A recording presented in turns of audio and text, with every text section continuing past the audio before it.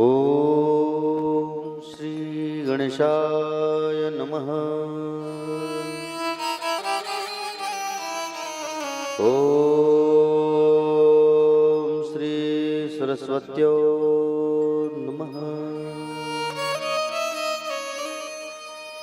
ओम श्री गुरु चरण कमलेभ्यो नमः। ओम श्री स्थान देवताभ्यो नमः। ओम श्री वास्तु देवताभ्यो नमः। ओम श्री उमा महेश्वराभ्यो नमः। ओम श्री मातृपितृ चरण कमलेभ्यो नमः। अज्ञानतिमिरान्धस्य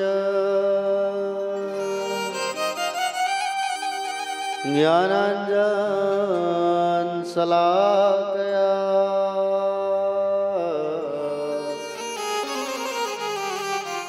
चक्षुरुन्मीलितं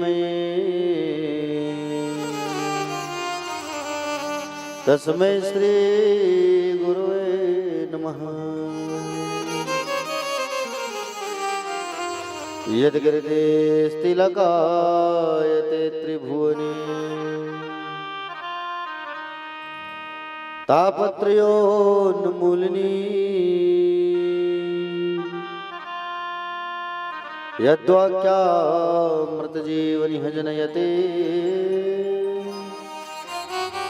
स्वान्ते सतां कौतुकम् यत्र पादाब्जप्रसादकटतः कैवल्यमापद्यते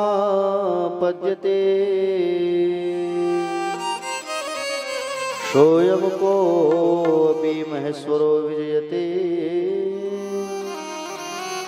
श्रीपाणिपात्रो गुरुवे नमः। नमो भगवते तुभ्यं वासुदेवाय धीमहि प्रद्युम्नाय निरुद्धाय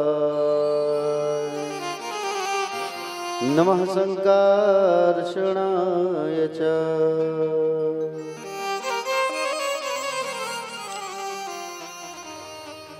बर्हपीडं नटवर वपुः कर्णयो कर्णिकारं विप्रदासा कनककपिशं वैजयन्ती च माला रन्ध्राणवेणोरधर शुद्धया पूरयन् गोपवन्दे वृन्दारण्यस्वपदरमणं प्राविशद्गीतकीर्तिः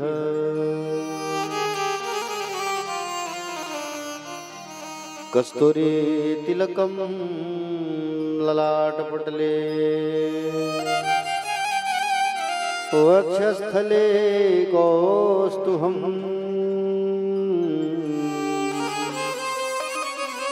नासाग्रे वरमौक्तिकं करतले वेणुकरे कङ्कणम् सर्वाङ्गी हरिचन्दनं सुललितं कंठे च मुक्तावली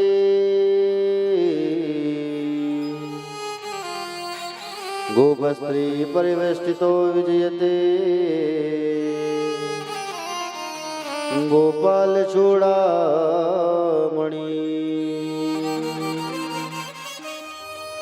वंशी विभूषितकरान्नमनिर्दाभा पीताम्बरादरुणबिम्बफलधरोष्ठा पूर्णेन्दुसुन्दरमुखादरविन्दनेत्रा कृष्णात् परं किमपि तत्त्वं न जाने। देवी प्रपन्नार्ति हरे प्रसीद प्रसीद मातर्जगतोऽखिलस्य प्रसीद विश्वेश्वरि पाहि विश्वम् त्वमीश्वरि देवी चराचरस्य ज्ञानिनामपि चेतांसि देवी भगवती मलादाकस्य मोहा महामाया प्रयाच्छति। मनोजवं मारुततुल्यवेगं जितेन्द्रियां बुद्धिमतां वरिष्ठं वातात्मजं वानरयूथमुख्यं श्रीरामदूतं शरणं प्रपद्ये। या कुन्देन्दुतुषारहारधवला या शुभ्रवस्त्रावृता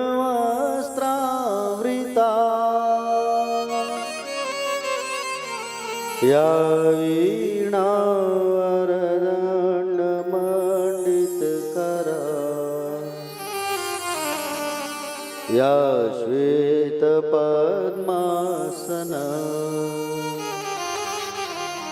या ब्रह्माच्युतशङ्करप्रभृतिः देवै सदा वन्दिता सा मा पातु सरस्वती भगवती निःशेषजाड्याम्पः शुक्लां ब्रह्मविचारसारपरमा माद्यां जगद्व्यापिनी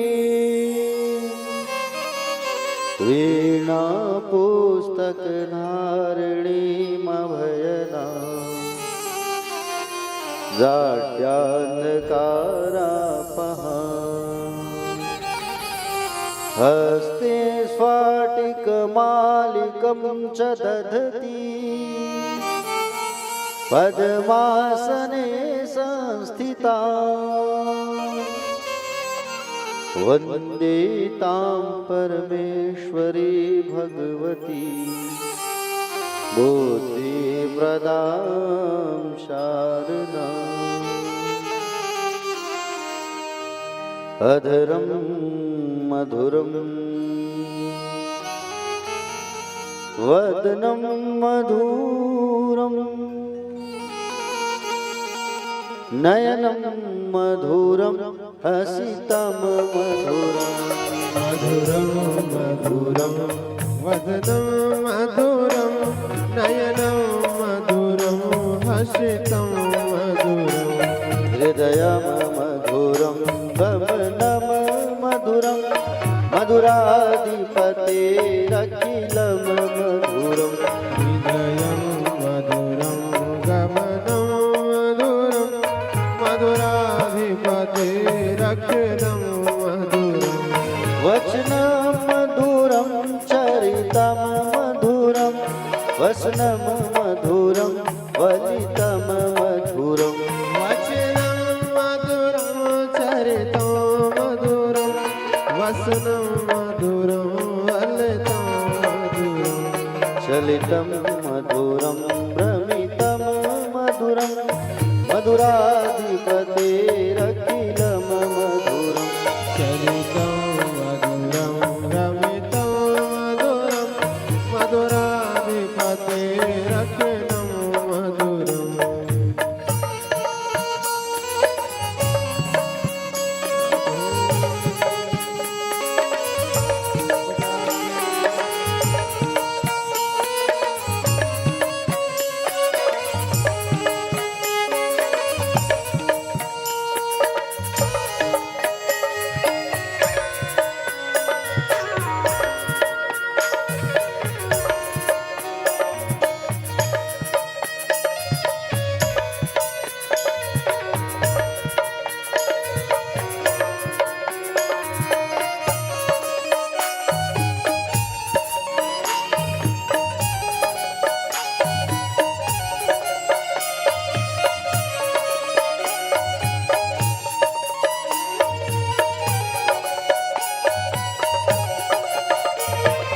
वेणुर्मधुरा रेणुर्मधुरा वाणीर्मधुरा पादो मधुरो वेणुर्मधुरो रेणुर्मधुरा पाणिर्मधुरा पादो मधुरा नित्यं मधुरं शघ्रं मधुरं मधुराधिपतेरखिलं मधुरम् नित्यं मधुरं सख्यं मधुरं मधुराधिपतेरखिलं मधुरम् गीतं मधुरं पीतं मधुरं भुक्तं मधुरं सुखं मधुरम् गीतं मधुरं गीतं मधुरं भुक्तं मधुरं शोकं मधुरम् रूपं मधुरं तिलकं मधुरं मधुराधिपतेरखिलं मधुरम् रूपं मधुरं तिलकं मधुरं मधुराधिपतेरखिलं मधुरम्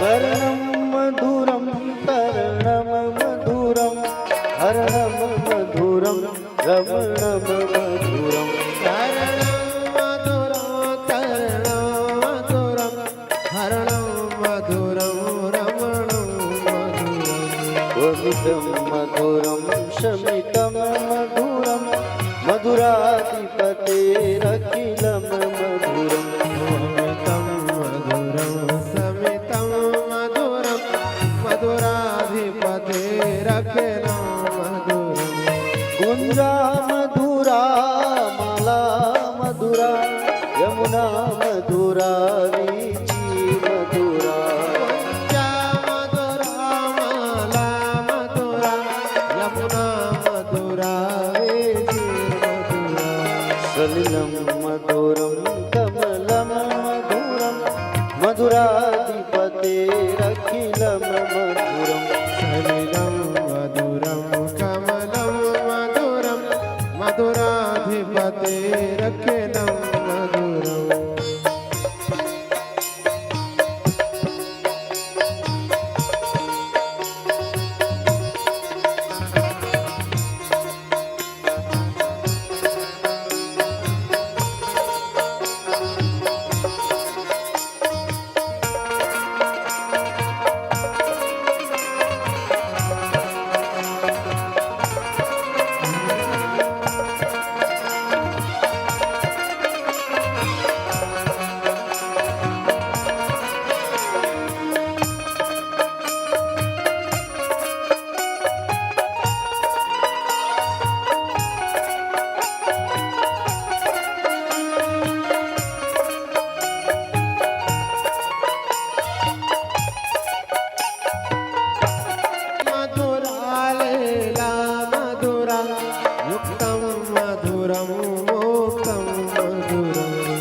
श्रेष्ठं मधुरं श्रेष्ठं मधुरं मधुराधिपतेरखिलं मधुरं श्रेष्ठं मधुरं श्रेष्ठं मधुरं मधुराधिपतेरखिलं मधुरं गोपा मधुरा गावो मधुरा यशिर्मधुरा सृष्टिर्मधुरा गोपा मधुरा गावो मधुरा यष्टिर्मधुरा सृष्टिर्मधुरा दलितं मधुरं फलितं मधुरं मधुराधिपतेरखिलं मधुरं दलितं मधुरं फलितं मधुरं मधुराधिपतेरखिलं मधुरं मधुराधिपतेरखिलं मधुरं मधुराधिपतेरखिलं मधुरं मधुराधिपतेरखिलं मधुरं मधुरा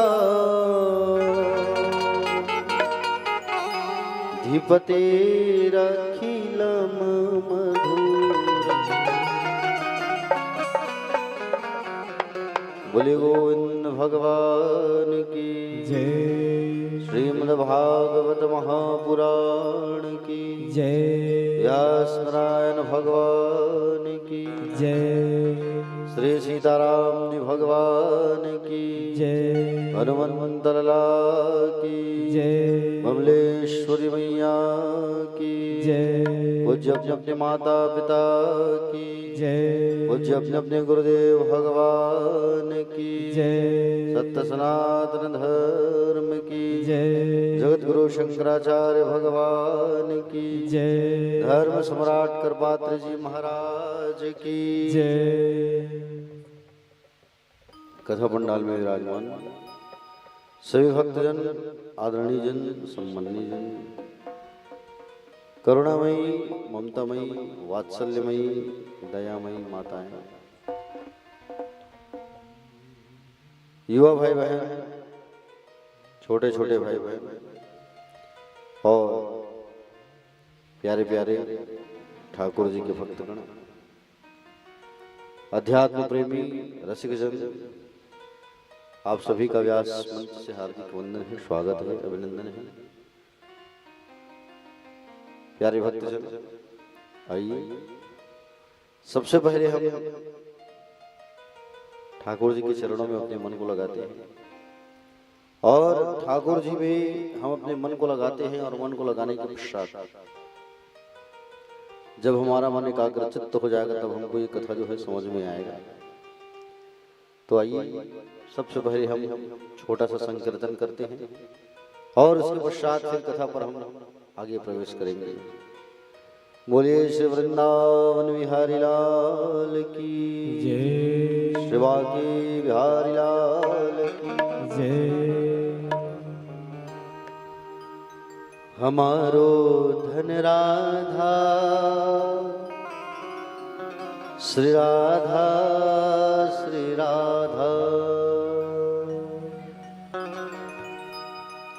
हमारो धन राधा श्री राधा श्री राधा हमारो धन राधा श्री राधा श्री राधा हमारो धन राधा श्री राधा श्री राधा हमारो धन राधा श्री राधा श्री राधा परम धन राधा राधा राधा राधा परम धन राधा राधा राधा श्री राधा परम धन राधा राधा राधा श्री राधा परम धन राधा राधा राधा श्री राधा हमारो धन राधा श्री राधा श्री राधा हमारो धन राधा श्री राधा श्री राधा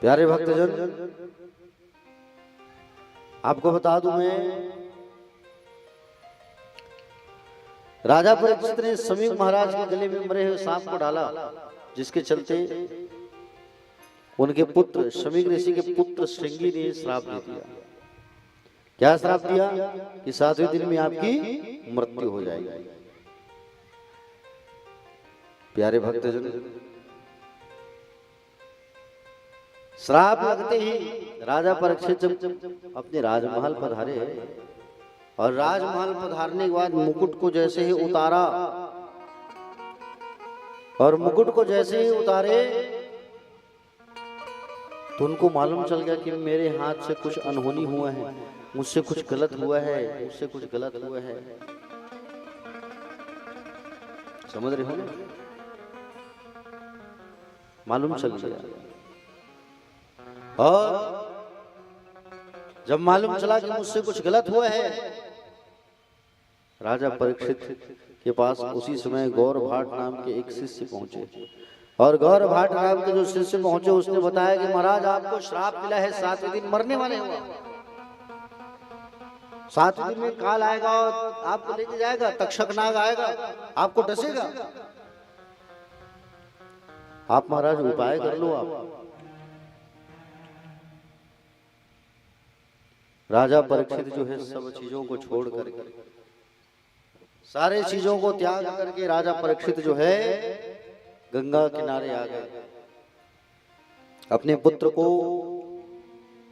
जन्मेजय को राजगद्दी पर बैठाए, और राजगद्दी पर बैठा करके सुंदर गंगा नदी के किनारे चले आए। 25,000 संत इकट्ठा हो गए। 25,000। सुखदेव जी के पिताजी व्यास, व्यास के पिता पराशर, वशिष्ठ, अत्रि, बड़े बड़े महात्मा सब वहां इकट्ठा हो गए। लेकिन कोई तो उनको उपाय बताता कि आप ये उपाय कर लो, आप मरने वाले हो।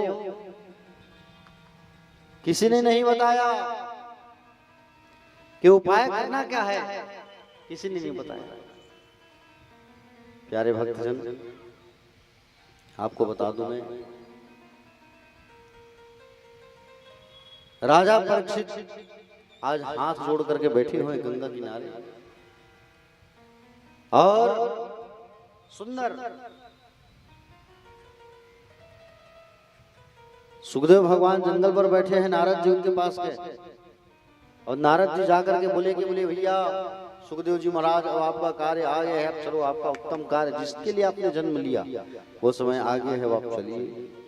सुखदेव भगवान लंगोटा धारण किए हुए हैं, चंद्रमा के समान चेहरा है, सुंदर सुशोभित दिव्य गोरा रंग है, गोरा बदन है, और महाराज सुखदेव जी भगवान जो है सुंदर पधारने लगे। सुखदेव भगवान जब वहां पधारे तो सारे के सारे छोटे छोटे बच्चे उनके ऊपर धूल फेंकने लगे, मारने लगे धूल। अद्भुत बालक है, छोटा बालक है, हाँ फेंको मारो, तो उनके ऊपर धूल को फेंकने लगे, मारने लगे। है? लोगों को ये पता नहीं चला कि वो कोई साधारण बालक नहीं है। जैसे ही वो बालक गंगा किनारे पहुंचा तो सारे के सारे भक्त, सारे ऋषि खड़े होकर के उनका अभिवादन के सम्मान किए। तब वही बच्चे देख करके दंग रह गए। सुंदर आसन पर बैठाया गया, और सुंदर दिव्यमयी आसन पर सुखदेव भगवान को बैठाया गया। सुखदेव भगवान ने राजा परीक्षित से कहा, राजन आंखें खोलो। राजा जब आंख खोलता है तब क्या देखा? आंख खुला तब देखा कि स्वयं भगवान शंकर के अवतारी पहुंचे हैं यहाँ पर, शिव स्वरूप। आहा, और सुंदर प्रणाम करने लगे। राजा परीक्षित से भगवान सुखदेव जी ने कहा, बोले राजन तुम्हारे पास 7 दिन है, और 7 दिन है तुम्हारे पास, तुम चिंता क्यों करते हो? राजा खटवांग थे, राजा खटवांग, वो राजा खटवांग के पास 2 घड़ी उनकी मृत्यु शेष बची थी। कितनी घड़ी? 2 घड़ी, और 2 घड़ी उनकी मृत्यु शेष बची थी। देवताओं के साथ उन्हें देवासुर संग्राम में साथ दिया था देवताओं को। देवताओं से पूछा, मेरी मृत्यु कितनी घड़ी बची महाराज, देख करके बताओ। जैसे ध्यान लगाया और देखा, तब क्या मालूम चला कि तुम्हारी मृत्यु बस 2 ही घड़ी बची शेष। 2 घड़ी बाद आपकी मृत्यु हो जाएगी, मर जाओगे महाराज आप। खड़वांग ने कहा कि बोले 2 घड़ी मेरी मृत्यु बची है महाराज, मुझे करना क्या है? तो उन्होंने जा करके भगवान के चरणों को पकड़ लिया। राजा खड़वांग भगवान के चरणों को जा करके पकड़ लिए और राजा खड़वांग की तुरंत मुक्ति हो गई। बताइए, तुम्हारे पास तो भी 7 दिन बचा है राजा, हम तुम्हें भागवत की कथा रसपान कराएंगे। भागवत कथा रसपान तुम करोगे और भागवत कथा रसपान करने से तुम्हें मुक्ति की प्राप्ति हो जाएगी, मोक्ष हो जाएगी तुम्हारी। जब सुखदेव भगवान कथा सुनाना जब प्रारंभ किए, उसी समय देवता लोग आ गए अमृत लेकर, अमृत का घड़ा लेकर। राजा परीक्षित से कहा, तुम मरने वाले हो भैया, तुम अमृत पी लो, अमर हो जाओगे, नहीं मरोगे। और एक कथा का अमृत हमें पीने दो, कथा अमृत। सुखदेव जी ने राजा से पूछा परीक्षित से, तुम कथामृत पीना चाहते हो कि अमृत पीना चाहते हो? तो कहे कि बोले हमें गुरुदेव भगवान आप हमें कथामृत को पिलाओ, हमें इस संसार रूपी अमृत को हमें नहीं पीना है। सुखदेव भगवान ने तुरंत इन देवताओं को भगा दिया। बोले कथा का सौदा करने आए हो? कथा का सौदा करने चले आए हो तुम लोग? अगर प्रेम से कहते थे तुमको भी भागवत कथा रसपान करने को प्राप्त हो जाता, लेकिन तुम यहाँ अमृत लेकर के आए हो, सौदा करने आए हो। प्यारे भक्तजन, श्री सुखदेव जी महाराज देवताओं को वहां से भगा दिया और सुंदर गंगा नदी के किनारे श्रीमद् भागवत की कथा जो है प्रारंभ होने लगी। सबसे पहले राजा परीक्षित ने प्रश्न किया। सबसे पहले तो भगवान सुखदेव का पूजन किया, व्यास पूजा, है ना। देखो सबसे पहले सुखदेव भगवान जी का बढ़िया दिव्यमय पूजन किया उन्होंने। उनको स्नान कराया, जल से तिलक लगाया, चरणोदक प्राप्त किया और उसके बाद सुंदर आसन बिछा करके बैठ गए कथा रसपान करने के लिए। ऊंचे आसन पर बैठे हैं भगवान सुखदेव जी महाराज। कौन बैठे हैं? सुखदेव जी महाराज। जैसे आप लोग हमें बैठाए हो ऊंचे आसन में, वैसे ही भगवान सुखदेव जी बैठे थे। लेकिन दोनों में बड़ा कौन होता है ये बताओ। चलो, आप लोग बड़े हैं कि मैं बड़ा हूं? मैं कैसे बड़ा हो गया? हमेशा श्रोता ही बड़ा होता है, पूछो कैसे? वक्ता जो बोलने वाला वो बैठा है किसमें? पलंग में, ये 4 पाई। श्रोता बैठा है कहां? जमीन में। तो जमींदार बड़ा होता है कि ये 4 पाई में बैठने वाला बड़ा होता है? जमींदार बड़ा होता है ना, तो बड़ा कौन कहलाया? मैं कि आप? श्रोता बड़ा होता है। श्रोता को कभी कमजोर नहीं समझना चाहिए, समझ रहे हो? तो प्यारे भक्तजन, श्रोताओं का स्थान बड़ा होता है। राजा परीक्षित जी जो है सुंदर सबसे पहले प्रश्न किए। अगर राजा परीक्षित चाहते तो ये पूछ सकते थे कि मैं मरने वाला हूं, मुझे क्या करना है कि नहीं? मैं मरने वाला हूं, भगवान कोई उपाय बताओ ताकि मैं तर जाऊं। लेकिन उसने प्रश्न किया। क्या प्रश्न किया? अतापिच्छामि संसिद्धि योगी नाम परम गुरु पुरशेषयत कार्य म्रियमाणस्य सर्वथा। जल्दी मरने वाले व्यक्ति को क्या करना चाहिए महाराज? बड़ा अच्छा प्रश्न किया है, एकदम लेटेस्ट प्रश्न। परीक्षित जी ने भगवान से सुखदेव जी से क्या कहा कि बोले जल्दी मरने वाले व्यक्ति जिसके पास मृत्यु आ जाए उसको क्या करना चाहिए? जिनके निकट मृत्यु है उसे कौन सा उपाय करना चाहिए आप बताओ। जल्दी मरने वाले क्या करना चाहिए? बोलो। मान लो आपके पास मृत्यु है, आप मरने वाले हो, मैंने कहा अब तक आधा घंटा निपटने वाले हो, आप आधा घंटा शेष बचा, आप क्या करोगे?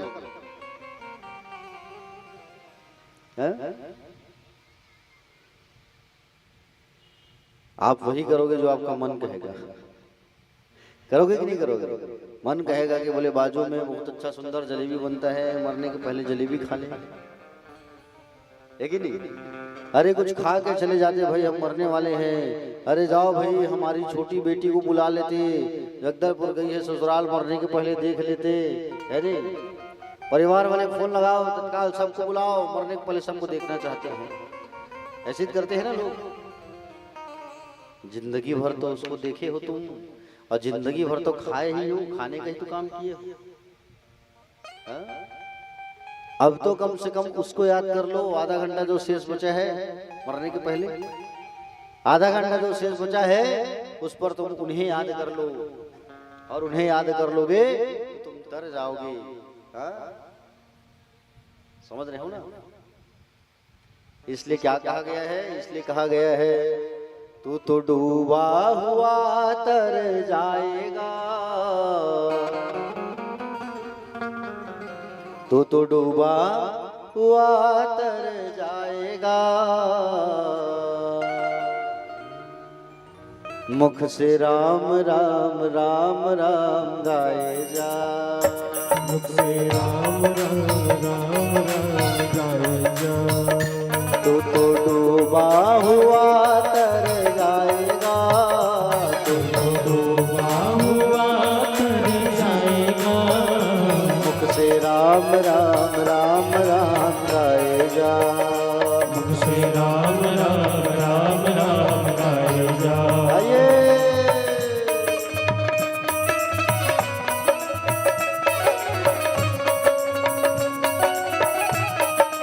ये हो।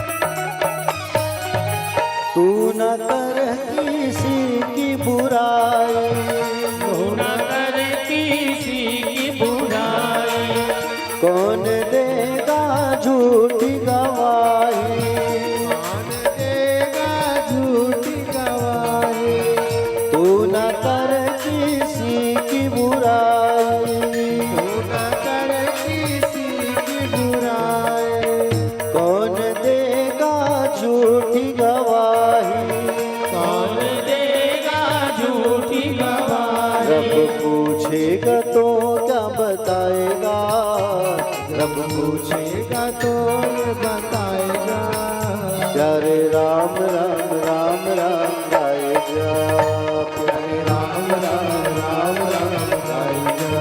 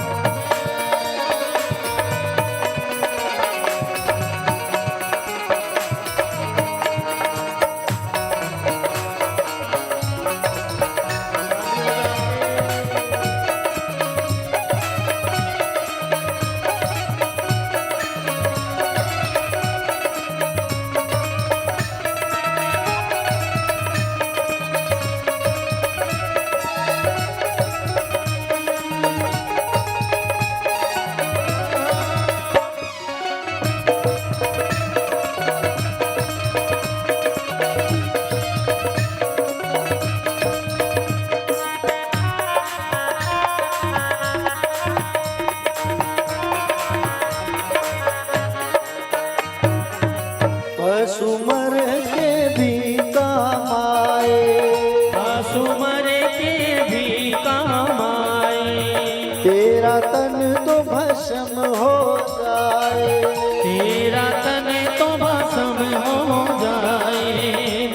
पशुमर के भी काम आए, पशुमर के भी काम आए, तेरा तन तो भस्म हो जाए, तेरा तन तो भस्म हो जाए, तेरा नामो निशान मिट जाएगा, तेरा नामो निशान मिट जाएगा, तेरा नामो निशान मिट जाएगा, तेरा नामो निशान मिट जाएगा।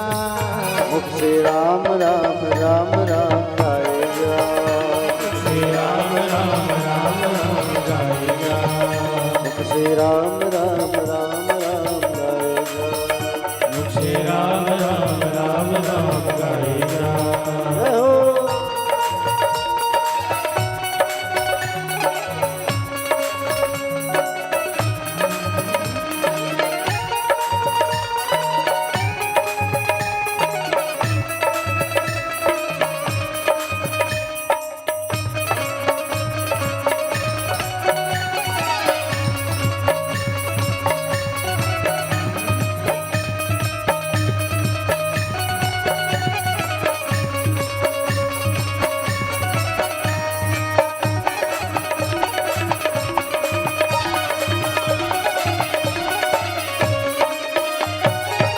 मेरी नैया भंवर में डोले, मेरी नैया भंवर में डोले, फिर भी मुख से तू राम न बोले, फिर भी मुख से तू राम न बोले, मेरी नैया भंवर में डोले, मेरी नैया भंवर में डोले, फिर भी मुख से तू राम न बोले, फिर भी मुख से तू राम न बोले, तू तो अंत समय पछताएगा, तू तो अंत समय पछताएगा, प्यारे राम राम राम राम गाएगा, राम राम राम राम गाएगा, तू तो डूबा हुआ तर जाएगा, तू तो डूबा हुआ तर जाएगा, तू तो डूबा हुआ तर जाएगा,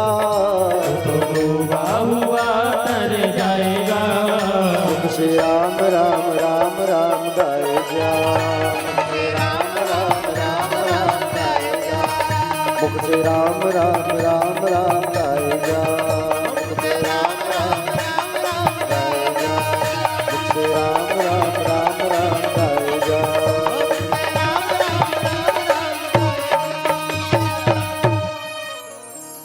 प्यारे राम राम राम राम राम राम गाए जा, मुले गोविंद भगवान की जय। राधे राधे। श्याम श्री नारायण। थोड़ा जोर से कहो, राधे राधे।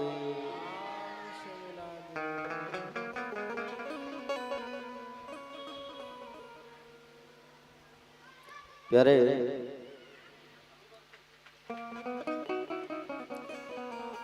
राजा परीक्षित जी ने सबसे पहले भगवान सुखदेव जी से कहा, बोले प्रभु जल्दी मरने वाले को क्या करना चाहिए।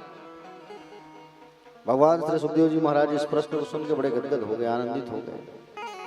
तुमने बहुत अच्छा प्रश्न किया है राजा। हाँ? सुखदेव जी ने कहा, राजन जल्दी मरने वाले व्यक्ति की मुक्ति का केवल एक ही उपाय है। कौन सा उपाय? तस्मात् भारत सर्वात्मा भगवान ईश्वरो हरि श्रोतव्य कर्तव्य स्मर्तव्य तादाभयम्। एक ही उपाय करना चाहिए जल्दी मरने वाले को। क्या उपाय? श्रवण, कीर्तन, अर्चना, वंदना। किसका? भगवान का। सब काम तुमको जब मालूम चल गया कि तुम मरने वाले हो, सब काम को छोड़ करके केवल एक ही काम करो, केवल भगवान का भजन और भगवान का संकीर्तन। समझ रहे हो ना? श्वास श्वास पर कृष्ण भजी, वृथा श्वास जनि खोय। ना जाने या श्वास की आवन हो या न हो। श्वास श्वास पर कृष्ण भजी, वृथा श्वास जनि खोय। ना जाने या श्वास की आवन हो या न हो। बोले श्वास की कोई गारंटी नहीं है, समझ रहे हो ना। इस श्वास की कोई गारंटी नहीं है कब आए और कब चले जाए। इसलिए हमें सब कुछ छोड़ करके केवल भगवान का वंदना और भगवान का भजन करना चाहिए। श्वास श्वास पर कृष्ण भजी, वृथा श्वास जनि खोय। ना जाने या श्वास की आवन हो या न हो। हम जो श्वास ले रहे हैं उसकी कोई गारंटी है नहीं। हम अभी जो श्वास लिए हैं क्या उसी को आधा घंटा बाद लेंगे? नहीं। हवा तो बह रही है, तरंग है, और कोई गारंटी नहीं है भैया कि हम जिस श्वास को लिए उसी श्वास को अंदर ले बाहर छोड़ें। ये श्वास हमारा कब रुक जाए कुछ नहीं कहा जा सकता, कुछ बोला नहीं जा सकता। इसलिए सारे चीजों को छोड़ करके केवल प्रत्येक श्वास में भगवान का नाम भजना चाहिए, प्रत्येक कर्म में भगवान का नाम भजना चाहिए। श्वास श्वास पर कृष्ण भजी, वृथा श्वास जनि खोय। ना जाने या श्वास की आवन हो या न हो। इसलिए प्रत्येक कर्म में प्रत्येक कार्य में भगवान का नाम भजो। कर से कर्म करहु विधि नाना, मन राखहु जहाँ कृपा निधाना। तुलसीदास जी कहते हैं, क्या कहते हैं? कर से कर्म करहु विधि नाना, मन राखहु जहाँ कृपा निधाना।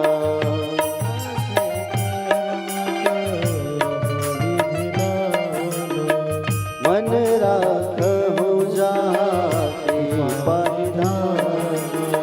श्री राम जय राम जय राम, श्री राम जय राम जय राम। कर से कर्म करहु विधि नाना, मन राखहु जहाँ कृपा निधाना। प्रत्येक कार्य में, प्रत्येक क्षण में, प्रत्येक स्थिति में केवल मन को बांध लो, मन को समझा लो। ये मन ही बंधन का और मन ही मुक्ति का कारण होता है। समझ रहे हो ना। राजा ने कहा मन तो बड़ा चंचल है, मैं मंदिर गया,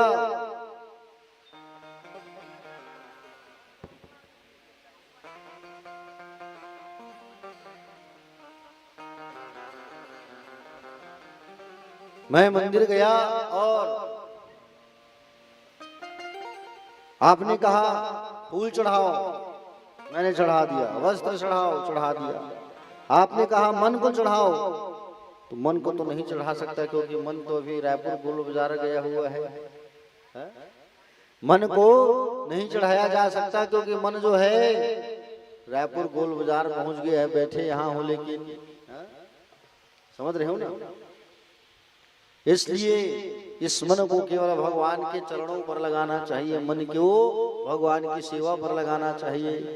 प्रत्येक कार्य पर भगवान का वंदना करना चाहिए, प्रत्येक कार्य पे हमको भगवान का ध्यान लगाना चाहिए।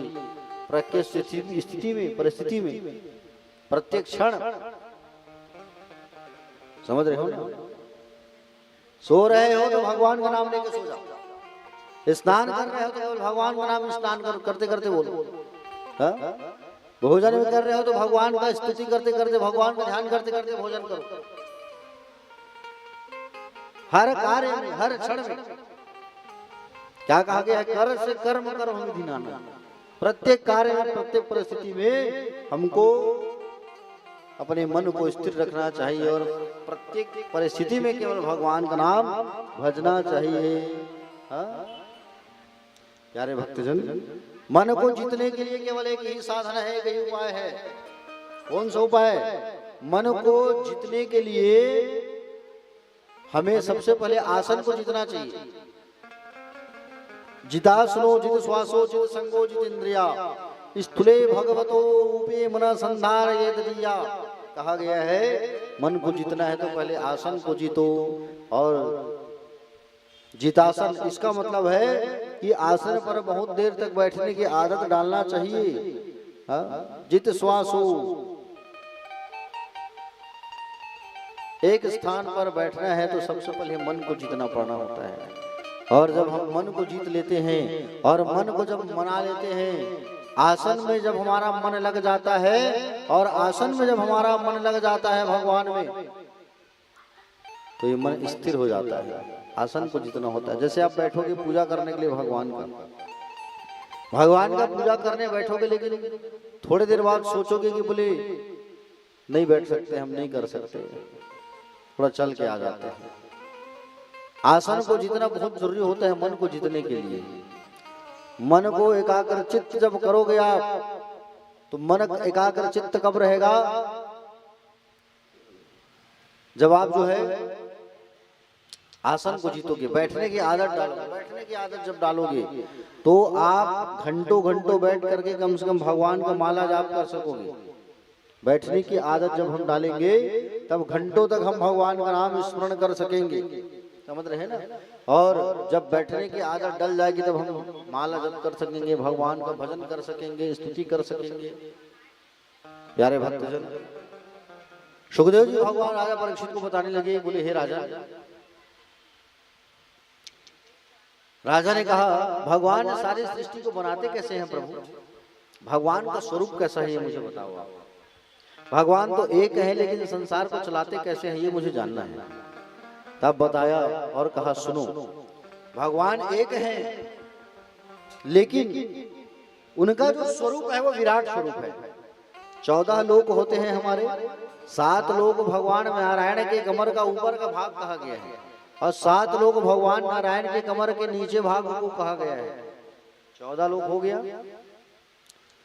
ये संसार जो आप देख रहे हो, जितने यहाँ वृक्ष है, जैसे ये वृक्ष है और इधर वृक्ष है, ऐसे ऐसे पहाड़ों पर जंगलों पर जितने पेड़ हैं वो भगवान नारायण के शरीर का रोम है। रोम, घने घने काले बादल जो आते हैं वो भगवान के शरीर का क्या है? बाल है।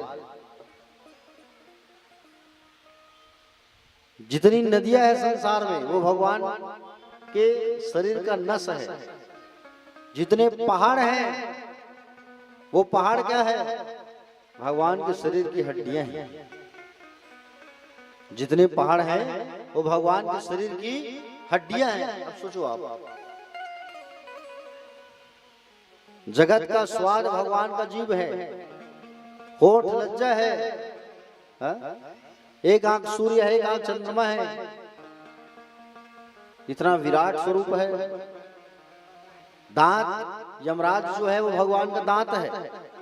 जिस यम से दुनिया डरती है, यम आ जाएगा, यमराज आ जाएगा, लेकिन वो यमराज हमारे नारायण का क्या है? दांत है। सोचो आप, धर्म जो है सीना है, अधर्म है पीछे पीठ। इतना बड़ा भगवान का जो स्वरूप है, विराट स्वरूप है। अब सोचो तो वो क्या दुनिया नहीं चला पाएंगे? प्यारे भक्तजन, भगवान का जो हृदय है वो धर्म कहा गया है। इसलिए जब भी भगवान के मंदिर जाते हो प्रत्यक्ष सामने से ही प्रणाम करना, पीछे से प्रणाम नहीं करना, ठीक है? जब भी आप भगवान के मंदिर जाओ प्रत्यक्ष होकर के ही प्रणाम करना, पीछे से प्रणाम नहीं करना। कई लोग क्या करते हैं, जाते हैं मंदिर परिक्रमा करते हैं तो परिक्रमा करते करते पीछे से भी प्रणाम करते हैं, देखने को मिलता है नहीं? पीछे से भी प्रणाम करते हैं, जय भगवान ऐसा कहा करके। लेकिन पीछे से कदाचित प्रणाम नहीं करना चाहिए। प्रणाम करने की जो मुद्रा है वो क्या है? सामने से करना चाहिए भगवान का प्रणाम, पीछे से नहीं करना चाहिए। प्यारे भक्तजन, भगवान ने श्री सुखदेव जी महाराज बताए राजा परीक्षित को, सारी सृष्टि में पहले कुछ भी नहीं था राजा। स्थावर जंगम, अंडज, स्वेदज, जरायु, उद्भिज कुछ भी नहीं, केवल पर ब्रह्म परमात्मा था इस संसार पर। भगवान पर ब्रह्म के मन में विचार आया कि मैं एक से अनेक हो जाऊं। भगवान नारायण के मन में विचार आया। आप भी सोचते हो ना, जब परिवार में किसी की शादी नहीं होती, बेटा है तो बेटी की शादी हो जाती, परिवार बढ़ाना है, परिवार में 2-4 बच्चे रहेंगे, अच्छा लगेगा। उसी प्रकार भगवान का मन किया कि मैं एक से अनेक हो जाऊं। उसी समय भगवान के नारायण के नाभि से कमल का फूल निकला, और नाभि से जब कमल का पुष्प निकला भगवान की नाभि से, और नाभि से जब कमल का फूल निकला तो वहां से ब्रह्मा जी की उत्पत्ति हुई। किसकी उत्पत्ति हुई? जोर से बोलो। ब्रह्मा जी की उत्पत्ति हुई। और ब्रह्मा की जब उत्पत्ति हुई तो ब्रह्मा जी को केवल सुनाई दिया है, दिखाई नहीं दिया है। कई साल तक ब्रह्मा जी को केवल सुनाई दिया, तब तब तब तब तब तब तब तब तब तब तब तब, और उन्होंने कई साल तक तपस्या किया है, ये भी है, कई साल तक। और तपस्या जब पूरा हुआ ब्रह्मा जी का, तो उसी कमल के डंठल लंबा होता है ना, और कमल के डंठल से फंसते फंसते गिरते उतरते ब्रह्मा जी आए नाभि तक। तब देखा, क्या देखा? शेषनाग के बिस्तर है और सुंदर भगवान सोए हैं, और मैं इन्हीं की नाभि से मेरा अवतार हुआ है, जन्म हुआ है। अरे बाप रे! प्रणाम किया। प्रणाम करने के बाद में भगवान नारायण ने कहा कि आपको हम नाम दे रहे हैं, आपको हम आज से कहेंगे विधाता। क्या कहेंगे? विधाता कहे। और भगवान ने, प्रभु ने 4 लाइन में 4 मंत्रों पर सुंदर उपदेश दिया है।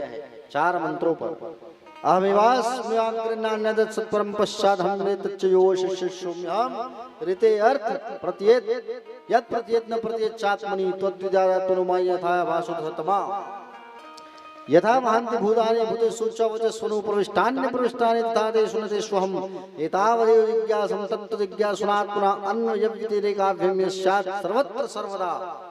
4 लाइन में भगवान नारायण ने ब्रह्मा जी को चतुश्लोकी भागवत का ज्ञान दिया। इसका ज्ञान दिया, चतुश्लोकी भागवत का। ये 4 श्लोक की जो भागवत है, उसे पढ़ने से 18,000 श्लोकों का फल प्राप्त हो जाता है।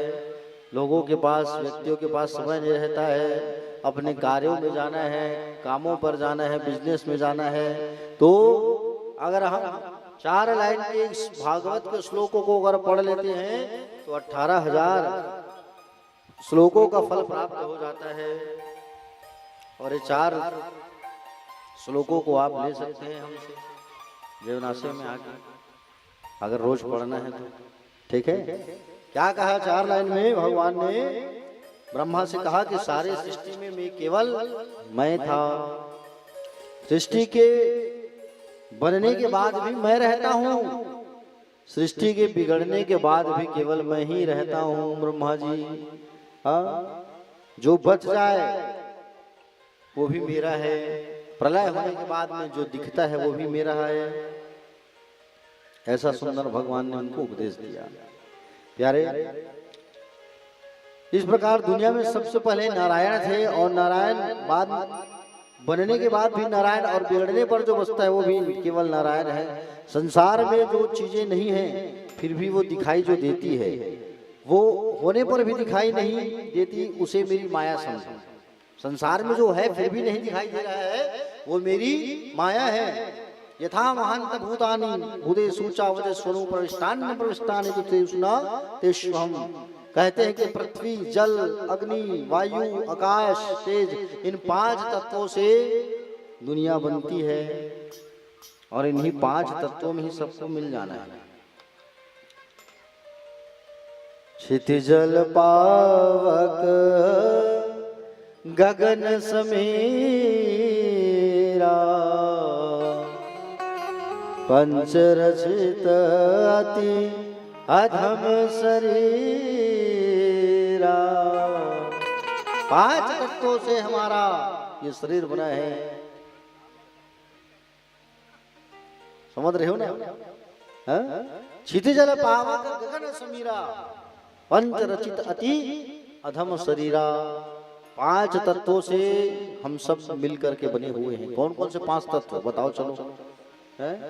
पृथ्वी, जल, अग्नि, वायु और आकाश। इन 5 तत्वों से हमारा शरीर का निर्माण होता है प्यारे श्रोता समाज। एक छोटी सी चींटी भी बनती है ना, एक छोटी सी चींटी, वो चींटी भी 5 तत्वों से मिलकर बनती है, याद रखना। और वो चींटी हमको भी बनना है एक दिन। जरूरी नहीं है कि मरने के बाद फिर आदमी बन करके आए, कोई गारंटी थोड़ी है भाई कि मरने के बाद पुनः हमको आदमी ही जन्म का मिल जाए। है क्या गारंटी है क्या? 84 लाख योनियों में एक नंबर चींटी का भी है, समझ रहे हो ना? हाँ, एक नंबर पर ये चींटी भी है। और 84 लाख योनियों को पार करने के बाद जब गौ माता का रूप मिलेगा, गौ माता का रूप जब प्राप्त होगा, उसके उपरांत आपको फिर मनुष्य योनि प्राप्त होगी। कितना कठिन होता है ये मनुष्यों, कितना कठिन होता है बताइए मनुष्य की योनि को प्राप्त करना। मनुष्य का जन्म ऐसी थोड़ी मिल जाता है। कहते हैं ना, मनुष्य जन्म अनमोल रे, मिट्टी में ना मोल रे, अब तो मिला है फिर न मिलेगा, कभी नहीं कभी नहीं कभी नहीं। सुने हो नहीं? तो प्यारे भक्तजन, भगवान नारायण कहने लगे, भगवान ने जो उपदेश दिया ब्रह्मा को 4 लाइन में, उसे कहा गया है भागवत। क्या कहा गया है? भागवत। जो उपदेश दिया भगवान ने 4 श्लोक में, जिसे चतुश्लोकी भागवत कहा जाता है। और भागवत के 4 अर्थ होते हैं। भगवान का जो हो जाए उसे भागवत कहा जाता है। देखो ध्यान से सुनना, भगवान का जो हो जाए उसे भागवत कहा जाता है। और भगवान के निवास का नाम भी भागवत है, और भगवान के उपदेश का भी नाम भागवत है, और भगवान के प्रियजनों का भी नाम भागवत है, और भगवान से जो संबंध जोड़ लेता है वो भी भागवत बन जाता है। ये 4-5 अर्थ होते हैं भागवत के। जैसे कि कौन, किसको कहा गया है भागवत? प्रहलाद को। प्रहलाद जो है भगवान से रिश्ता जोड़ा कि नहीं जोड़ा? बोलो, प्रहलाद चरित्र सुने हो नहीं? कल सुनाएंगे प्रहलाद जी की चरित्र आप लोगों को। प्रहलाद जो है परमात्मा से रिश्ता जोड़ लिया भगवान से, इसलिए उनको भागवत की उपाधि मिली। समझ रहे हो ना? भगवान श्री सुखदेव जी महाराज कहने लगे, राजन एक बात बताओ, भगवान जल्दी किसको मिलते हैं? मैं तुमसे प्रश्न करता हूँ राजा परीक्षित, तुम बताओ भगवान किसको प्राप्त होते हैं जल्दी? राजा बोले, भगवान उसी को मिलते होंगे जो दिन में 5 बार नहाता होगा। है कि नहीं? ऐसा ही है क्या? 5 बार कोई नहाएगा उसे भगवान मिलेगा क्या? तो ऐसा अगर होता तो पानी में डूब के रहने वाले जीव जंतु भगवान कब कब मिल जाते? है कि नहीं? है? मेढक भी पानी में रहता है, मछली भी दिन भर पानी में रहती है, 5 बार क्या 24 घंटा नहा रही है, भगवान उनको मिल जाते हैं। लेकिन ऐसा क्यों? सुखदेव जी ने जब पूछा तो राजा परीक्षित ने कहा, क्या कहा? कि बोले जो दिन में 4-5 बार नहाते होंगे भगवान उनको मिलते होंगे गुरुदेव। तो वो बोले, सुखदेव जी ने कहा, व्याधस्य शरणम ध्रुवस्य चायौ विद्या गजेंद्रस्य का जातुर्विदुरस्य यादव पतेरुग्रस्य किं पौरुखम कुब्जाया किमो तत्र रूपमधिकं किं तत्सुधाम्नो धनम भगत्याः तुष्यति केवलम परमया भक्ति प्रियो माधव। अगर ऐसा कुछ रहता 4-5 बार नहाने वाले को अगर भगवान मिलते तो ठंड के दिन में कोल, भील, भालू, बंदर ये लोग तो नहाए ही नहीं है। ठंड के दिन में, जाड़ा के दिन में 4 महीने नहाते नहीं, छुट्टी 4 महीना है कि नहीं? फिर भी राम जी इनको गले से लगाए कि नहीं लगाए? वनवास काल के समय राम जी जो है सबको गले से लगाए हैं। जो नहीं नहाया है उनको भी आओ, तो जो नहीं नहाया है उनको भी भगवान ने तो गले से लगाया है। अगर हम कहेंगे कि भगवान उम्र देखते होंगे, जिनका उम्र बड़ा है उनको भगवान मिलते होंगे। अगर ऐसा कुछ अगर सोचे तो ध्रुव की उम्र, ध्रुव 5 साल भगवान मिले कि नहीं मिले? अगर हम कहें कि बोले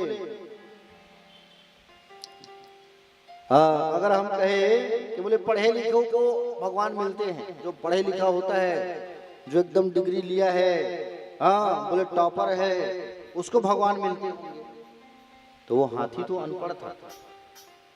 हाथी तो अनपढ़ था ना, जिसको भगवान ने गज से बचाया। गज और ग्रह की कथा भी सुनोगे आप परसों। और भगवान ने उस हाथी को बचाया है। वो हाथी अनपढ़ था, लेकिन भगवान उनको मिले कि नहीं मिले? तो भगवान हमारा जात पात नहीं देखते। भगवान अगर जात पात देखते तो भगवान जो है निम्न जाति में जन्म लिए हुए विदुर के घर नहीं जाते खाने के लिए। जाते क्या? नहीं जाता। दासी का पुत्र था विदुर जो है, भगवान उनके यहाँ भी गए हैं। कहा जातुर विदुष यादव पते। भगवान श्री सुखदेव जी ने कहा राजा परीक्षित से, बोले राजन अगर भगवान जात पात देखते ना तो भगवान विदुर के घर जाके केले के छिलके और भाजी जाके नहीं खाते। भगवान जो है तृतीय स्कंद की कथा प्रारंभ होती है यहाँ से, ठीक है? द्वितीय स्कंद तक हम पीछे छोड़ चुके। बोले गोविंद भगवान की। भगवान श्री सुखदेव जी से राजा परीक्षित ने कहा कि बोले हे प्रभु, भगवान जो है बोले विदुर के घर कब गए थे मुझे जानना है, आप मुझे इस प्रसंग को सुनाइए। तो सुंदर भगवान श्री सुखदेव जी ने कहा कि बोले देखो राजन, यदा तु राजा सुसुता साधु धर्म विनष्ट दृष्टि। बोले पांडवों के साथ जब ये कौरव अन्याय कर रहे थे, उसी समय विदुर जी जो है धृतराष्ट्र के सामने आए। जिस समय षड्यंत्र किया जा रहा था, कौरवों के पिता धृतराष्ट्र के सामने विदुर जी आए, पांडवों को जलाने की कोशिश किया जा रहा था। उस समय विदुर जी आए और विदुर जी आ करके धृतराष्ट्र से मुलाकात की। और धृतराष्ट्र से मुलाकात करके कहे कि बोले महाराज प्रणाम, मैं मंत्री होने के नाते नहीं, आपका भाई होने के नाते नहीं, एक आम नागरिक होने के कारण मैं आपसे कह रहा हूं कि बोले आप पांडवों के साथ अन्याय मत करो। हाँ? आपसे निवेदन है महाराज, अन्याय की बेल पर कभी अमृत का फल नहीं आ सकता। पांडव कमजोर नहीं है, केवल आपका आदर करते हैं महाराज। पांडव कमजोर नहीं है, वो आपका सम्मान करते हैं। और अगर वो सम्मान कर रहे हैं तो आप उनका अनादर मत करो। बोले आपका जो बेटा है दुर्योधन, आप उन्हीं के दिमाग में चल रहे हो। दुर्योधन के दिमाग को आपका जो साला है गांधार नरेश शकुनी, ये शकुनी जो है पूरे दिमाग को भर रहा है। महाराज एक व्यक्ति को परिवार से निकाल दोगे तो पूरा परिवार सुख से रहेगा। एक परिवार में अगर एक व्यक्ति बहुत ज्यादा समस्या करता है, बहुत ज्यादा मारपीट करता है, नशा करता है, बोले गलत आचरणों में लिप्त रहता है, तो ऐसे व्यक्ति को तो दूर हटा देना चाहिए परिवार से, बाकी तो सुख से रहेंगे। समाज में एक व्यक्ति अगर परेशान कर रहा है तो समाज से उस व्यक्ति को हटा दो। गांव में अगर कोई व्यक्ति दुष्ट है तो गांव से बाहर निकाल दो। प्यारे भक्तजन, जब धृतराष्ट्र को समझा रहे थे विदुर जो विषयों से दूर रहे वो है विदुर। विषय क्या है? संसारिक मोह, संसारिक माया, संसारिक कार्यों में जो बिल्कुल नहीं रहता वो है विदुर। और विदुर जी महाराज जैसे समझा रहे थे, इस समय दुर्योधन का आगमन हो गया। दुर्योधन आयो, भड़क गया, बोले तुम हमारे मंत्री हो महाराज और हमारे खिलाफ बात कर रहे हो तुम। बोले तुम जैसे दुष्ट को तो हमारे यहाँ रखना ही नहीं चाहिए। विदुर जी ने कहा तुम मत रखो, मैं तुम्हारे घर रहना भी नहीं चाहता। कौन रहना चाहेगा तुम्हारे घर में? नहीं रहना मुझे तुम्हारे घर में, समझ रहे हो ना प्यारे भक्तजन। विदुर जी महाराज उसी क्षण उस मंत्री पद को त्याग दिए और अपनी पत्नी को लेकर के निकल गए, छोड़ करके। विदुर वहां से गए हैं कौरवों के यहाँ से, मानो कौरवों का जो पुण्य है वो चला गया साथ में, क्योंकि विदुर ही था। विदुर की बात को अगर मान लेते ना तो महाभारत का युद्ध नहीं होता। विदुर की बात को लोग नहीं माने, सलाहकार थे वो विदुर। विदुर की बात को नहीं माने, इसके कारण ही महाभारत का युद्ध हुआ है। और विदुर कौन था? विदुर कोई साधारण नहीं था। विदुर तो स्वयं यमराज है, धर्मराज है। समझ रहे हो ना, कौन है? धर्मराज, यमराज। यमराज को श्राप मिले है, मांडव्य ऋषि ने श्राप दिया है, इसके कारण वो विदुर बनकर के जन्म लिए है यमराज जो है। बताओ बाबा, तो ऐसा धर्मात्मा जो है धर्म की बात तो कहेगा ना, अधर्म की बात थोड़ी बताएगा। हाँ? प्यारे भक्तजन, भगवान श्री सुखदेव जी महाराज कहने लगे कि विदुर जी महाराज अपनी पत्नी को छोड़ करके चले गए कदली का जंगल। कौन सा जंगल? कदली का जंगल। और कदली के जंगल में जाकर के निवास करने लगे। कदली कहा गया है केला को। किसे कहा गया है? जोर से बोलो। कदली कहा गया है केला को। केले के जंगल में जाकर के निवास करने लगे महाराज। और केले के जंगल में जाकर के जब रहने लगे तो उसी समय भगवान द्वारकाधीश पहुंचे। कहाँ?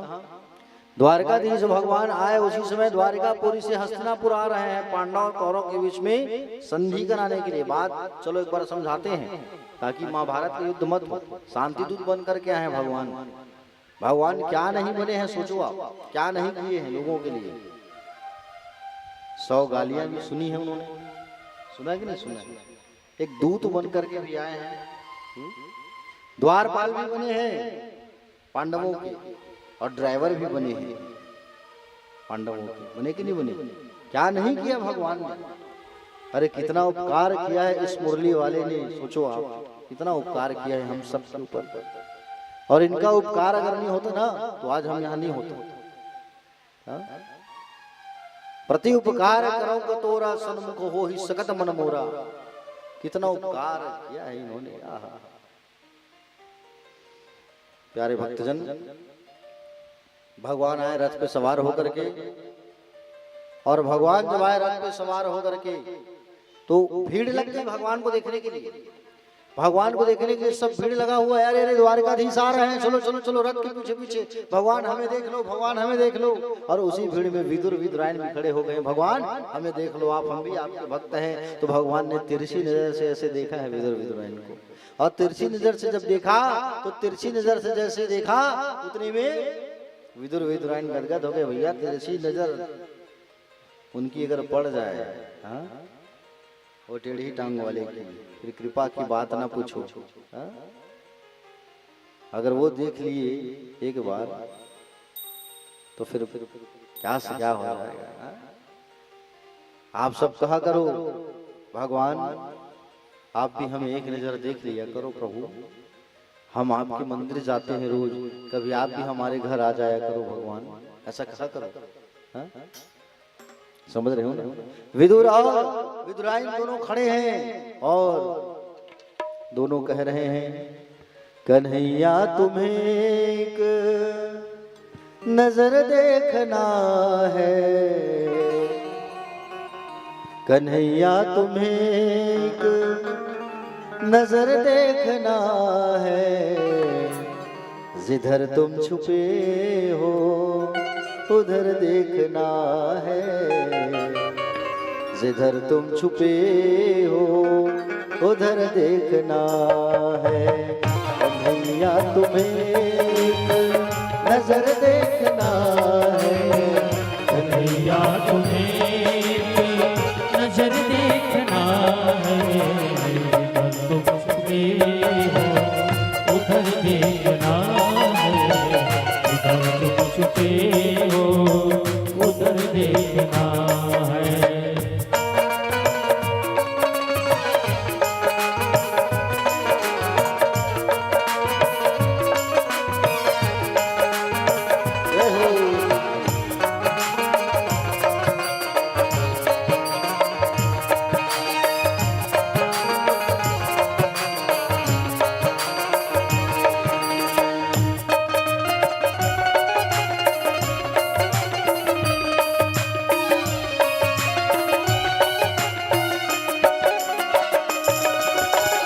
अगर तुम दीनों के हो के आशिक, अगर तुम दीनों के आशिक, अगर तुम दीनों के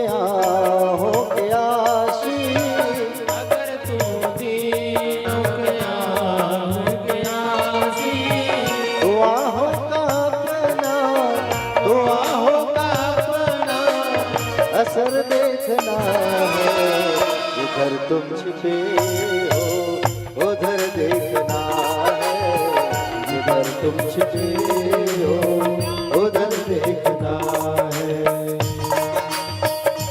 सभी ताली बजाते हैं।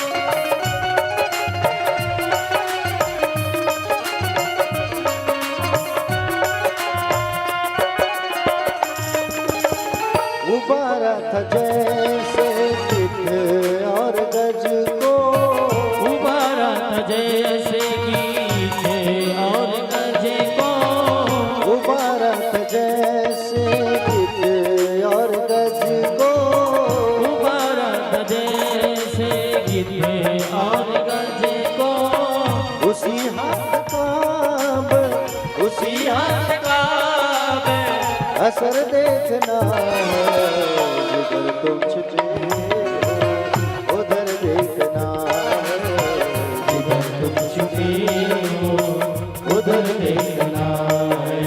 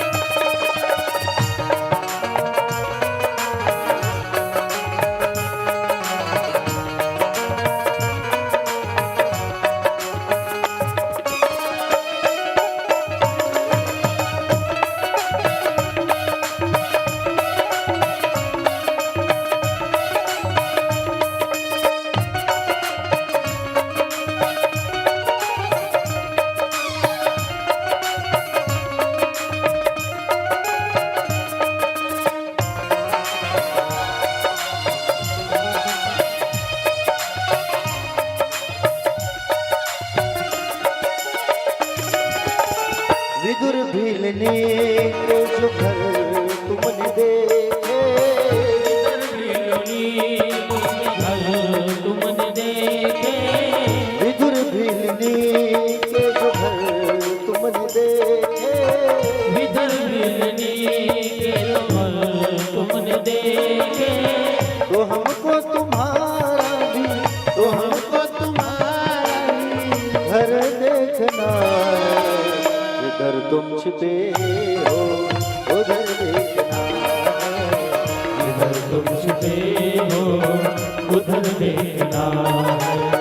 कन्हैया तुम्हें एक नजर देखना है, कन्हैया तुम्हें एक नजर देखना है, जिधर तुम छिपे हो उधर देखना है, जिधर तुम छिपे हो उधर देखना है, जिधर तुम छिपे हो उधर देखना है, जिधर तुम छिपे हो उधर देखना है। कन्हैया तुम्हें एक नजर देखना है, अरे जिधर तुम छिपे हो उधर देखना है। बोले गोविंद भगवान की जय राधा माधव सरकार की जय।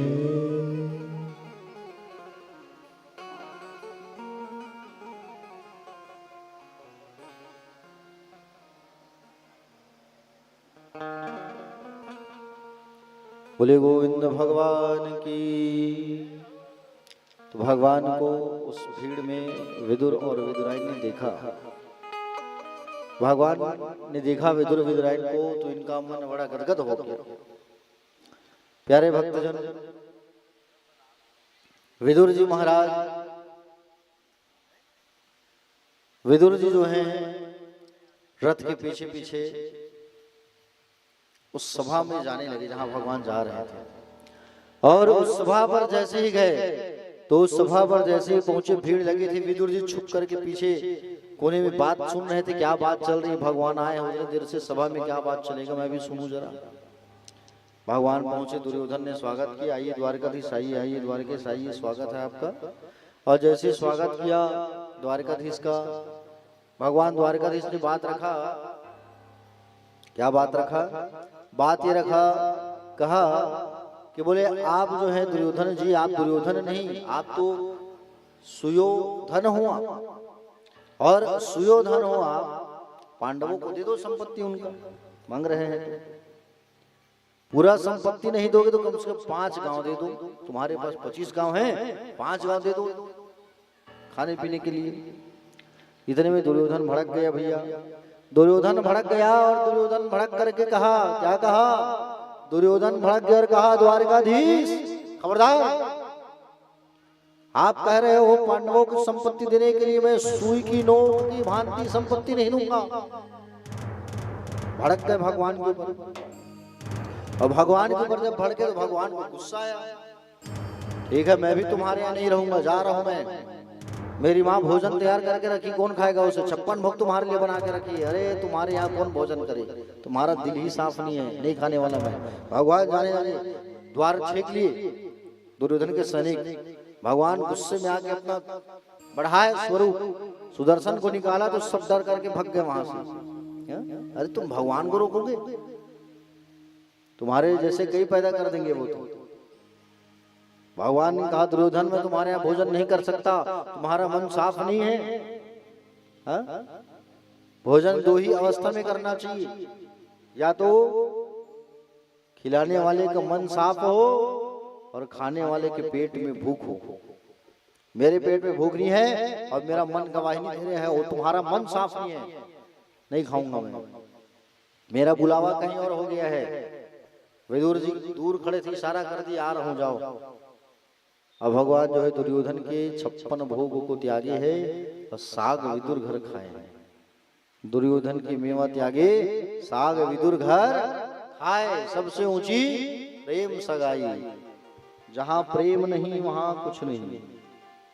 समझ रहे हो? प्रेम होना जरूरी होता है प्यारे भक्तगण। जीवन में प्रेम करना सीखो, दुश्मनी करना नहीं, कठोरता नहीं, क्रोध करना नहीं। क्या सीखना है? प्रेम करना सीखना है। प्रेम ऐसा चीज होता है जिससे दुनिया बंधी हुई है। समझ रहे हो ना? प्रेम के मीठे बोल बोलोगे तो प्यारे भक्तजन तुमसे दुनिया तुम्हारे पास रहेगी, और तुम क्रोध में बोलोगे, कड़वे वचन बोलोगे तो कोई तुमसे बात ही करना पसंद नहीं करेगा। हा? और क्रोध वाली बात तो करना ही नहीं चाहिए। कई जन देख के, वाह इसे टेचरा सन बोल ही नहीं, ऐसे मन लागते नहीं, कभी बातें करो कर सुने वो लक्ष्मी दीदी। स्वागत है भाई आप दोनों के, सुदामा दीदी और लक्ष्मी दीदी, आप लोगों का बढ़िया स्वागत है। तो क्रोध भरी बात किसी से करना नहीं चाहिए। और जो क्रोध भरी बात करता है, गुस्सा में टेढ़े वचन बोलता है, उसके यहाँ लक्ष्मी नहीं ठहरती, याद रखना। समझ रहे हो ना? लक्ष्मी उनके यहाँ स्थिर नहीं रहती। हाँ, लक्ष्मी देखो, कुछ कुछ ऐसे कार्य हैं जिनको तुम करते हो तो तुम्हारे यहाँ लक्ष्मी नहीं ठहरे। क्या क्या कार्य? पहला कहा गया है कि मुख शुद्धि, मुख शुद्धि होना चाहिए पहला कार्य। तो अगर आप गुटखा खाते हो, मद्यपान करते हो, धूम्रपान करते हो, और अगर आप मदिरा पान करते हो और आप च्यवनप्राश करते हो तो तुम्हारे पास लक्ष्मी नहीं आएगी। च्यवनप्राश मतलब समझ लो नहीं, धनऊ खुल के बताऊं, गुड़ाखूगा कौन कौन कर थो ईमानदारी से बताऊ। हाँ अरे ददरे हमारा शीला दाई हाथ उठा दे सब ले ठीक है। वो कौन कौन कर थो हाथ उठाओ दाई मन है। हाँ झन करे करो दाई हो।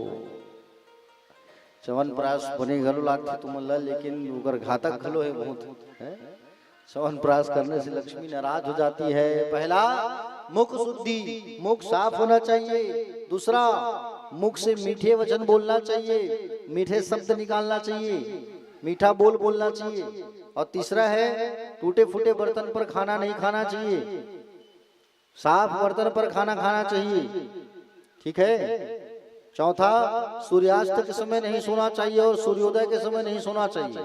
पांचवा फटे पुराने कपड़े नहीं पहनना चाहिए। ये 5 चीजों को ध्यान में देखना, ध्यान रखना। पहला बिल्कुल मुख जो है आपका शुद्ध होना चाहिए। ठीक है। दूसरा आपको मीठे बोल बोलना है। और तीसरा टूटे फूटे बर्तन पर खाना नहीं खाना है। और उसके पश्चात क्या नहीं करना है, सूर्योदय और सूर्यास्त के समय सोना नहीं है। और पांचवा फटे पुराने कपड़े नहीं पहनना है। और छठवा ठूस ठूस के नहीं खाना है। हाँ इससे भी लक्ष्मी नाराज होती है, बता देता हूं मैं। ठीक है। खाना तो है भगवान ऐसे कही कि कोनो कहीं चला देख पे कन निकाल के खाई भाई, औला औला ठूस ठूस के खाते रहते हैं। ठूस ठूस के जो खाएगा उसके पास लक्ष्मी नहीं ठहरती। लक्ष्मी आएगी जरूर चली जाएगी, इसलिए ठूस ठूस के नहीं खाना चाहिए। कई लोगों को आदत रहता है, देखने को मिलता है, नहीं खाना चाहिए ठूस ठूस के। दूसरा फटे पुराने कपड़ा मत पहनना। लेकिन आजकल ओखरे जमाना चला तो फटे पुराना पहनने के कई जन देखो बागुल फाड़े है, पाचुल फाड़े है। जींस के जमाना चला था है कि नहीं? जींस का जमाना चल रहा है, फटे पुराना पहनते। कई जन लेकर में टोके खला ये का फटे पुराने पहने हुए। वाह गुरुजी इसी जमाना चल रहा है, भारी महंगा है। अच्छा हाँ। और कपड़ों को साफ करके पहनना चाहिए रोज, उसी वस्त्रों को नहीं घसीटना चाहिए। वस्त्रों को साफ सुथरा साफ करके पहनना चाहिए वस्त्रों को। ठीक है। लेकिन जींस थोड़ी धुलेगा रोज, बताओ तो धुलेगा क्या? नहीं धुलेगा। इसलिए हमको साफ सुथरा वस्त्र पहनना चाहिए, ठूस ठूस के नहीं खाना चाहिए, मीठे बोल बोलना चाहिए। सूर्योदय और सूर्यास्त के समय सोना नहीं चाहिए। याद रखना ये चीज को। लक्ष्मी आएगी लेकिन चली जाएगी। सूर्यास्त के समय भोजन भी नहीं करना चाहिए। हाँ सूर्यास्त के समय भोजन नहीं करना चाहिए। कई जन देख आदत थे 7 बजे खा डर थन महाराज मन का करबे। हाँ ड्यूटी लाते तन तुरंत खाना बना खाना दे। हाँ अभी टिकरा परम कथा चलत रही। यादव परिवार वाला एक नारी समर्थ जजमान मन बतात रही, वाह महाराज जी 7 बजे खा लेते ना मन। तो मैं कह ये का खबई तू हर मन के 7 बजे दिया बत्ती समय और 7 बजे तू मन खा ले थे कहा था, बिल्कुल गलत है। और 7 से 8 करोगे हम ऐसे ऐसे होते हैं, क्या करोगे? बिल्कुल सूर्यास्त के समय भोजन नहीं करना चाहिए, सूर्योदय के समय भोजन नहीं करना चाहिए, सूर्योदय और सूर्यास्त के समय सोना नहीं चाहिए, सूर्योदय और सूर्यास्त के समय घर के दरवाजों को बंद नहीं करना चाहिए। समझ रहे हो ना? इन चीजों को हमको बिल्कुल ध्यान में रखना चाहिए प्यारे भक्तगण। दूसरा बात, भगवान श्री कृष्णचंद्र ने कहा दुर्योधन से कि बोले हमारा इच्छा नहीं खाने का, तुम्हारा मन साफ नहीं है। प्रेम से तुमको व्यवहार करना चाहिए, शांति दूत के साथ कैसे व्यवहार करना चाहिए पता नहीं है तुमको। हम तुम्हारा दूध बन के आए हैं और दूध से कैसी बात कर रहे हो तुम? भगवान बड़े नाराज हो गए और भगवान बड़े नाराज होकर के वहां से चले गए। भगवान गए दुर्योधन को बोले, विदुर को इशारा किए थे भगवान तुम्हारे यहाँ रहो। विदुर जी जंगल चले गए थे कुछ व्यवस्था करने के लिए, फल फूल लाने के लिए। और दुर्योधन जो है गया है उधर। और दूसरी चीज, उस समय विदुर की पत्नी स्नान कर रही थी। देखो विदुर की पत्नी का नाम विदुरायनी था। पति के साथ में पत्नी को सम्मान ऐसे ही मिल जाता है, समझ रहे हो नहीं? पति के साथ में पत्नी को सम्मान ऐसे ही मिल जाता है, जैसे पंडित जी की बोले पत्नी को पंडिताइन कहते हैं, है कि नहीं? और सेठ की पत्नी को सेठानिन कहते हैं, सरपंच की पत्नी को सरपंचिन कहते हैं, कहते कि नहीं कहते? डॉक्टर की डॉक्टरिन, भले थनो सूजी लगाए माता है, डॉक्टर दाई डॉक्टरिन हवा का उसके में एकदम वाह क्या पूछा था, है नहीं? सम्मान जो है स्वतः प्राप्त हो जाता है। तो विदुर की पत्नी का नाम विदुराइन नहीं था, सुलभा नाम था, सुलभा। अब विदुराइन जो है स्नान कर रही है, भगवान पहुंचे, भगवान पहुंच के दरवाजा खटखटाए, ओ विदुर काका कहाँ हो? और जैसे दरवाजा खटखटाया तो अंदर से आवाज आया, बोले कौन? तो उतरे में भगवान आवाज लगाया, चाची मैं द्वारिकाधीश। जैसे कहा द्वारिकाधीश, अरे बाप रे द्वारिकाधीश आए हैं, ओ हो। भगवान का नाम सुनते ही चाची नहा रही है ना, स्नान कर रही है अंदर, स्नान करते करते दौड़ गई, अरे दादा रे भगवान आए मेरे घर में, बाप रे भगवान प्रभु, मैं फूली नहीं समाई, और दौड़ पड़ी। और जैसे दौड़ पड़ी भगवान को देखने लगी, आहा गोविंद कितना सुंदर स्वरूप आपका। भगवान ने देखा चाची तो ऐसे आ गई, नहाते नहाते सुध बुध सब गंवा दी है, हा? भगवान ने अपने दुपट्टे को फेंक दिया चाची के ऊपर, चाची का पूरा शरीर ढक गया। और चाची का शरीर पूरा ढक गया, तब कहा चाची अंदर नहीं बैठाओगी मुझे, कब तक यहीं खड़े रखोगी? आओ कन्हैया। और अंदर लेकर के गई, जैसे अंदर लेकर के गई, चाची ने कहा चाची बड़े जोर से, चाची से कहा, बोले चाची बड़े जोर से भूख लगी है, कुछ हो तो खिलाते आप। अब चाचा के यहाँ तो कुछ नहीं, केला के जंगल में रहते थे, केला मिलेगा और क्या मिलेगा, है कि नहीं? केला पड़ा था, केला ले आई, और केला लाई, और केला ला करके छिलका छिलने लगी। भगवान के हरे बाप रे, सबरी के जैसी ये भी निकली माता जी, जो सबरी टेस्ट कर कर करके खिलाती थी नहीं भगवान को, चक चक चक। भगवान ने कहा ये तो सबरी निकली, छिलका छिल के खिला रही, इतना सेवा कर रही है विदुराइन। मन ही कहे, मन में कहा भगवान से, भगवान ने छिलका को छिली है, और छिलका को छिलने के बाद में छिलका को हाथ पकड़ी है, उसका गुदा जो है उसे फेंक दी, और छिलका को पकड़ाई, लो कन्हैया पाओ कन्हैया, आओ कन्हैया पाओ कन्हैया। श्याम रसिया मेरे श्याम रसिया, रुचि रुचि भोग लगाओ रसिया, प्रभु पाओ खाओ। और जैसे ही छिलका को दिया तो भगवान ने खाया,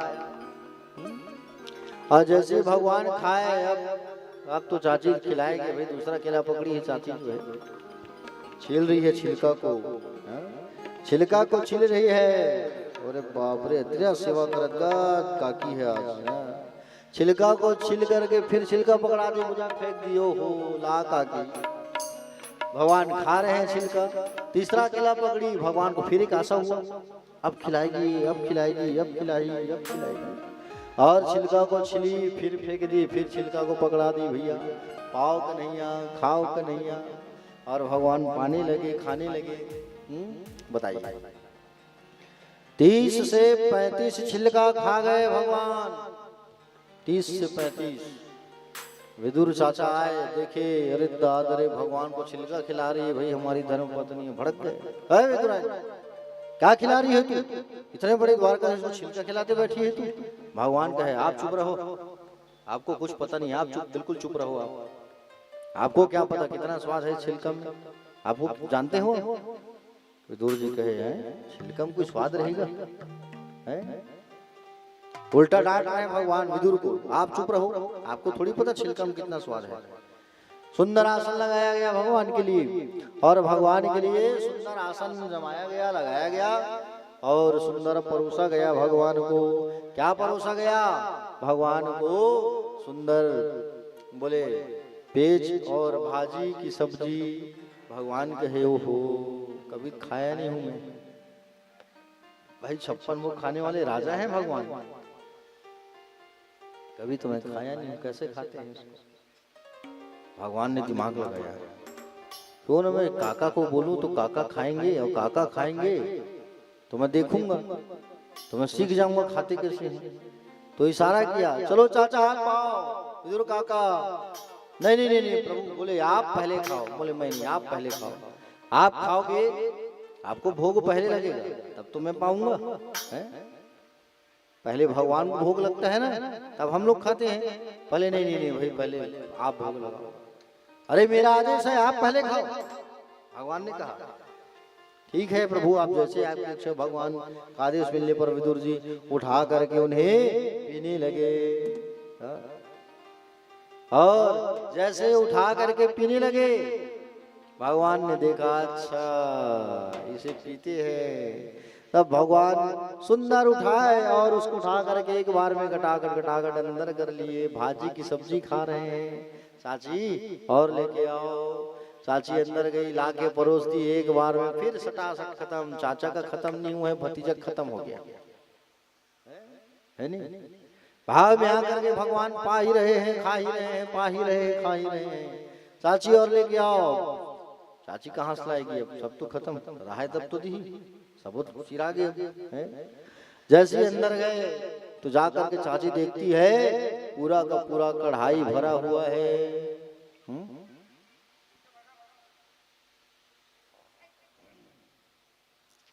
देखो भाई, निवेदन है, थोड़ा सा ध्यान रखे करो।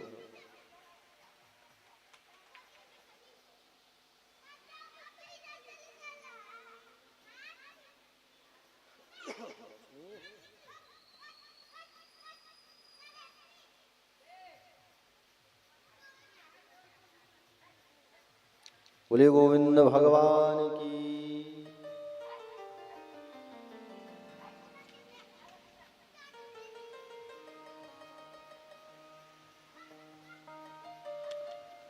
भगवान श्री सुखदेव जी महाराज राजा परीक्षित को कथा रसपान कराने लगे। भगवान जो है प्यारे भक्तजन, खाए इतना है और दिए इतना है। चाची अंदर गई तो जाके देखी पूरा कढ़ाई भरा हुआ है। इसलिए भगवान कन्हैया विदुर विदुरायण को आशीर्वाद दिए और आशीर्वाद दे करके भगवान आगे गए। इसलिए भगवान जब सुधाम गए थे ना, संसार को छोड़ करके, तो किसी को याद नहीं किया था भगवान ने। सोचो किसको याद किया होगा? विदुर को। भगवान किसी की याद नहीं की, अपने बेटा बेटी किसी की नहीं। 64 करोड़ युद्धवंशी थे भगवान के। भगवान के 11 पुत्र और उनके 11। सोचो इतने पुत्र पुत्री, लेकिन किसी को याद नहीं किया था, केवल विदुर को याद किया था भगवान ने। उद्धव से कहा था, उद्धव मेरे विदुर से मुलाकात करना उद्धव। और विदुर से मुलाकात करने के बाद विदुर को बोले कथा रसपान करने के लिए मैत्रेय ऋषि के आश्रम भेज देना, तुम इतना काम मेरा कर देना। 3 बार याद किए भगवान, बताओ 3 बार किसी को याद कर दिए दुनिया को चलाने वाले, तो बताओ बहुत से पार हो गया नहीं वो आदमी, ऐसे ही तर गया। भगवान के जाने के बाद उद्धव जी महाराज विदुर से मुलाकात करने आए। और जब मुलाकात करने पहुंचे, और जैसे मुलाकात करने पहुंचे, बद्री आश्रम जा रहे थे उद्धव जी महाराज, मार्ग में विदुर से मुलाकात हुआ। और विदुर से जब मुलाकात हुआ मार्ग में, रास्ते में, और जैसे ही मुलाकात हुआ विदुर से, प्यारे भक्तजन विदुर जी प्रणाम कर रहे हैं उद्धव को, उद्धव प्रणाम कर रहे हैं विदुर को। देखो बड़प्पन, देखो दोनों एक दूसरे को झुक करके सम्मान दे रहे हैं, क्योंकि दोनों में गुण है ना, दोनों में गुण है।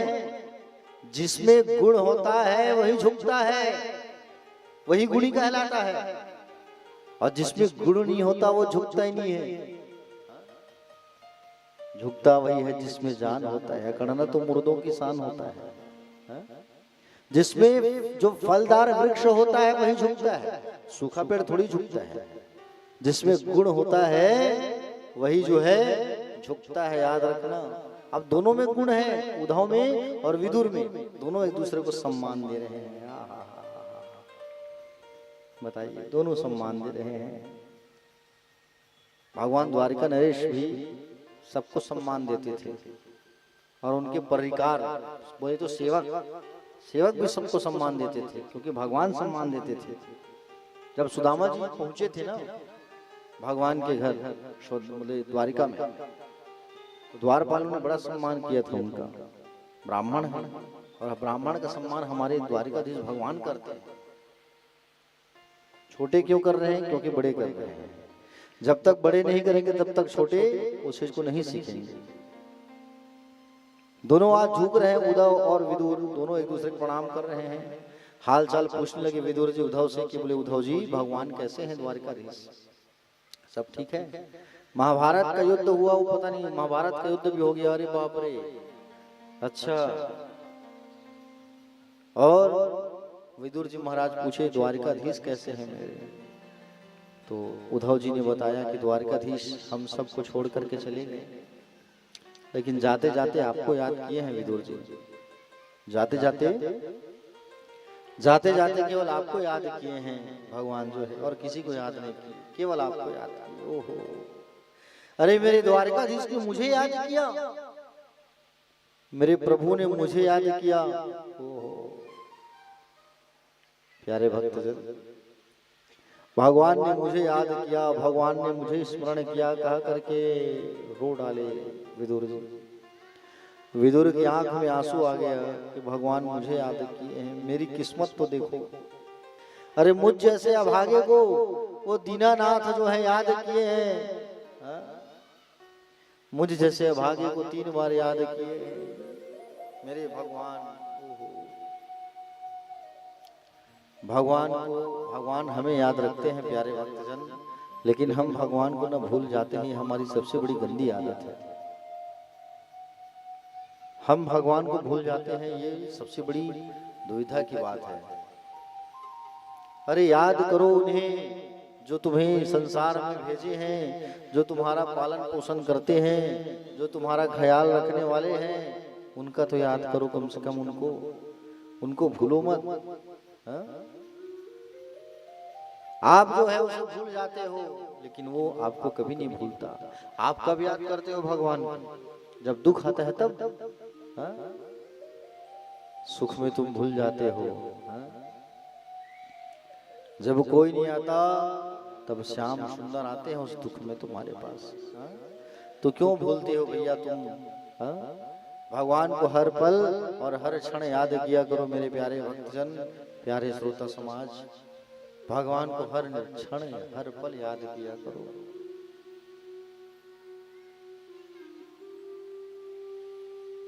भगवान श्री सुखदेव जी महाराज कहने लगे राजा परीक्षित से, हे राजा, विदुर जी की आंखों में आंसू आ गया, विदुर जी रोने लगे। भगवान ने मुझे याद किया। हा?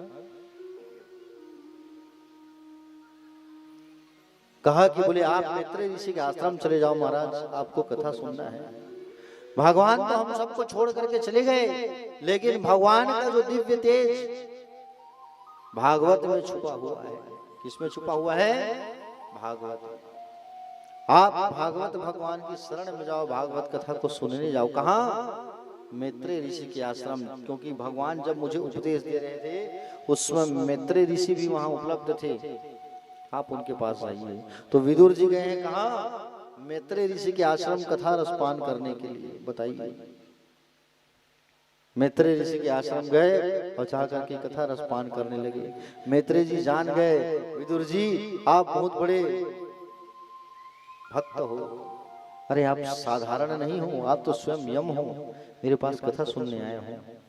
मांडव्य नाम के ऋषि थे प्यारे भक्तजन, और मांडव्य नाम के जो ऋषि थे ना, वो मांडव्य नाम के जो ऋषि थे, वो ऋषि जो है मांडव्य नाम के ऋषि जो थे वो तपस्या कर रहे थे। एक बार उनके नगर में 3 चोर घुसे थे राजा के यहाँ चोरी करने के लिए।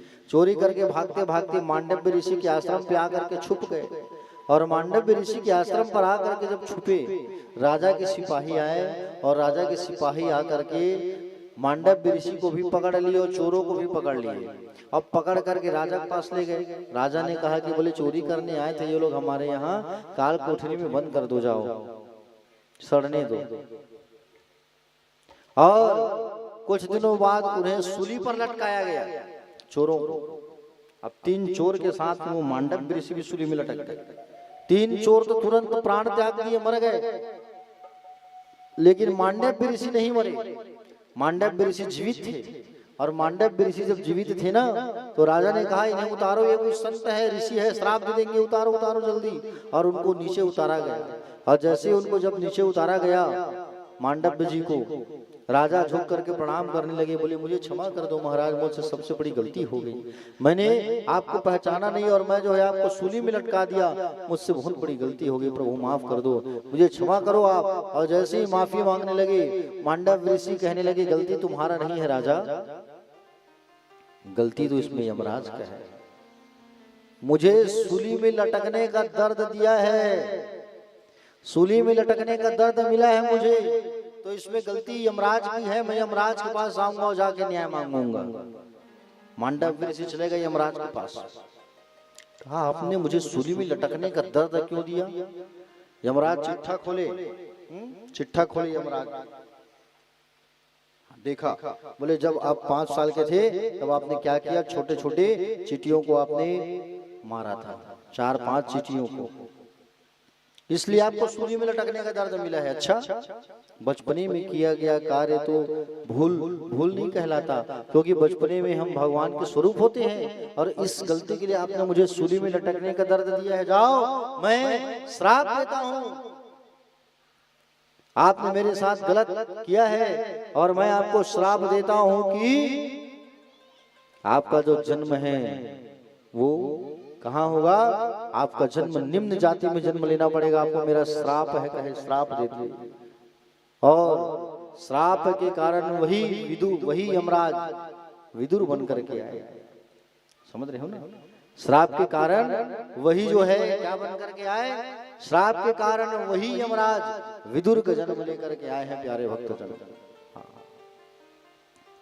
साधारण नहीं है विदुर जो है। आज विदुर जी गए सुंदर यमराज के पास, और यमराज के पास गए और उनसे कहा तुमने गलत किया, मैं तुम्हें श्राप देता हूँ, श्राप दे दिया, निम्न जाति में तुम्हारा जन्म होगा। इसी कारण यमराज जो है विदुर बन करके आए हैं, और वही विदुर मैत्रेय ऋषि के आश्रम गए, और मैत्रेय ऋषि के आश्रम जब गए तो प्यारे भक्तजन मैत्रेय ऋषि के आश्रम में जाकर के सुंदर भागवत कथा को रसपान करने लगे, बैठे हैं सामने सुंदर और कथा को रसपान करने लगे। अब यहाँ से संवाद चालू हुआ विदुर और मैत्रेय का, सुंदर कथा रसपान करने लगे। प्यारे भक्तजन, भगवान श्री सुखदेव जी महाराज कहने लगे राजा परीक्षित से कि हे राजा, सृष्टि आगे कैसे बढ़ा ये मैं तुम्हें बताता हूँ, ध्यान से सुनो। बोले सृष्टि का निर्माण कार्य आगे सृष्टि कैसे बढ़ा, और हमारे बीच हमारे आदरणीय नारायण सोनू जी अवनपुर से आदरणीय मामा जी पहुंचे हैं। अभी इनके यहाँ बढ़िया दिव्य तोरला में कथा हुआ था, एक बार भाई ताली बजा दीजिए। वरिष्ठ पत्रकार भी है हमारे नई दुनिया के, और समाज सेवक भी हैं बहुत बड़े, और बड़े सज्जन व्यक्ति भी हैं नारायण सोनी जी।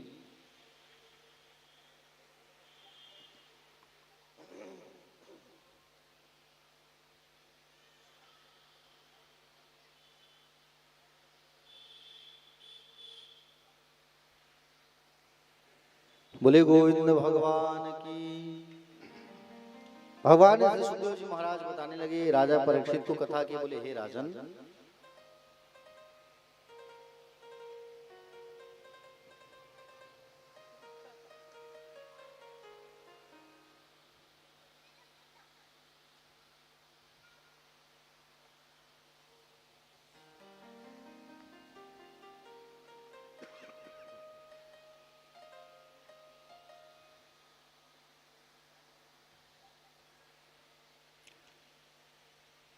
भगवान सुखदेव जी जो है सुंदर राजा परीक्षित को बताए, हे राजा,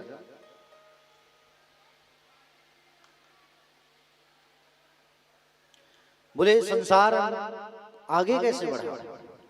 सबसे पहले ब्रह्मा जी को भगवान पृथ्वी को सौंपे थे, लेकिन उस पृथ्वी को बोले हिरण्याक्ष नाम का जो दैत्य है वो हिरण्याक्ष नाम का जो दैत्य है, जो कश्यप का बेटा है, इनका जन्म कैसे हुआ?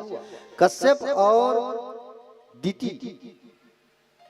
कश्यप के पति का नाम है दीति। वैसे कश्यप ऋषि की 13 पत्नियां हैं, उसमें से अदिति भी है, कद्रु, विनीता, बहुत सारी पत्नियां, 13 पत्नियां थी कश्यप ऋषि की।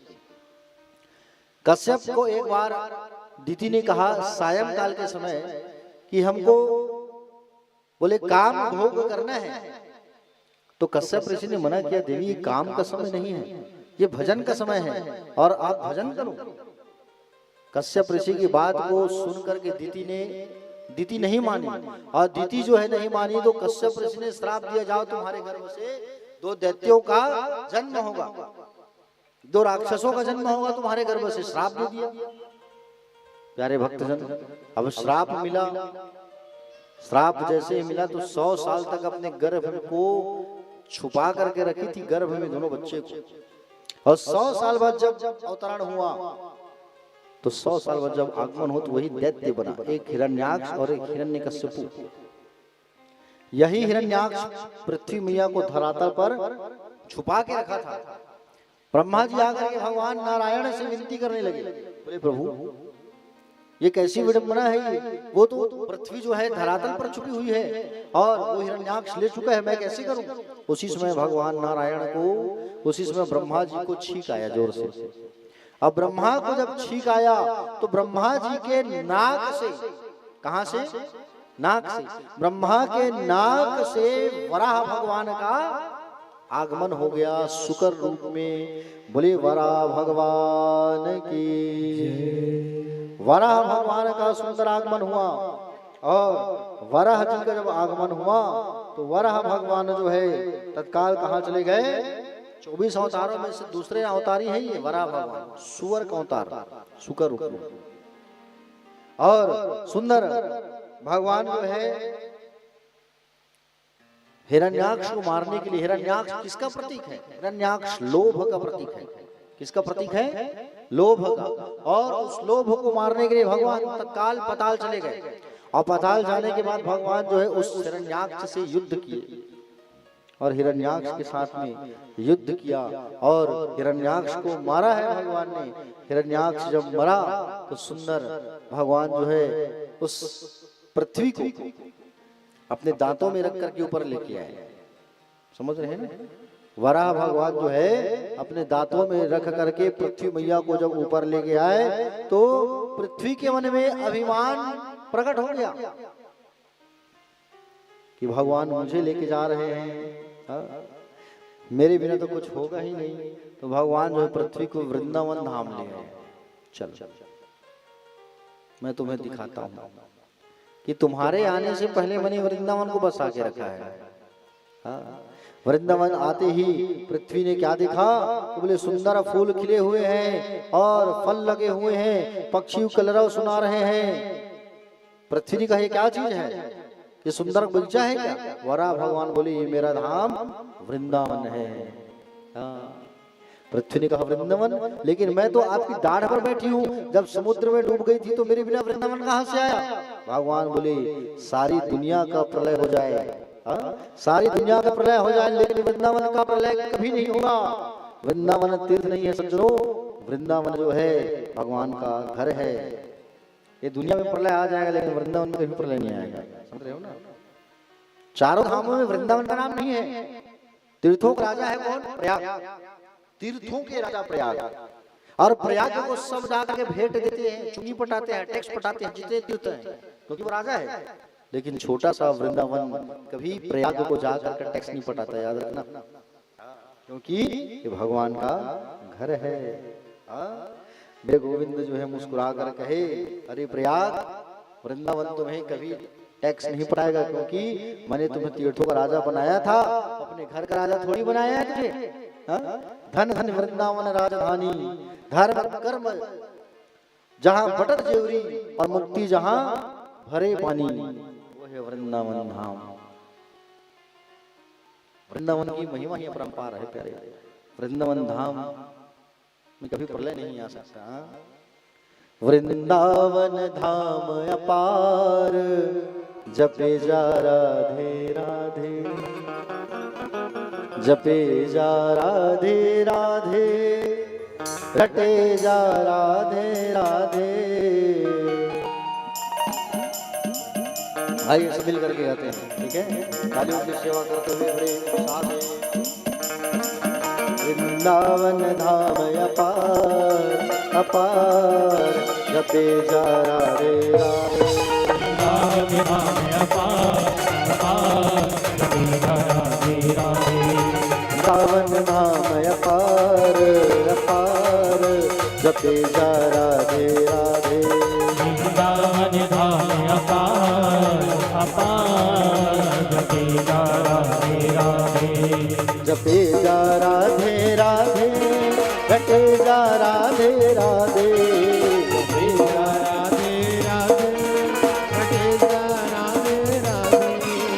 सावन नाम अपार अपार, जपे जा राधे राधे। वृंदावन धाम अपार अपार, जपे जा राधे राधे।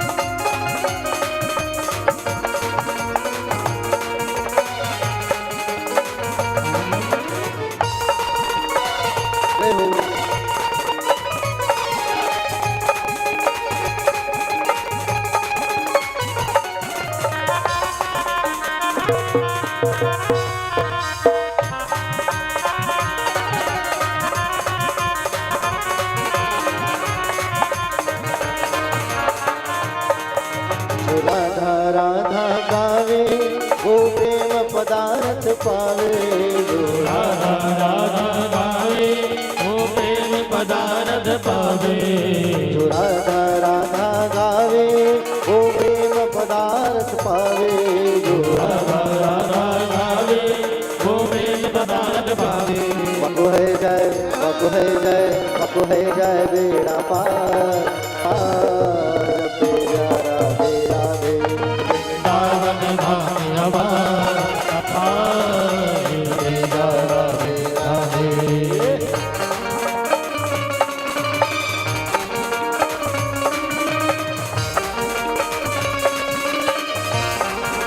जय हो।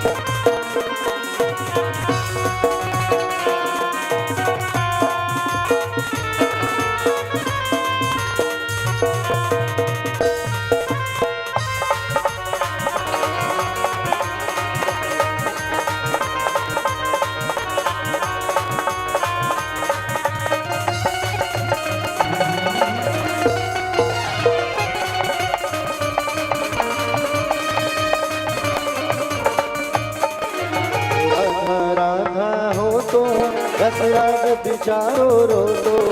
राधा राधा हो तो रसराज बिचारो रो तो। जो राधा नाम न हो तो रसराज बिचारो रो तो। राधा राधा न हो तो रसराज बिचारो रो तो। नहीं हो तो नहीं हो तो नहीं हो तो विस्मय अवतार, जपे जा राधे राधे। वृंदावन धाम अपार अपार, जपे जा राधे राधे।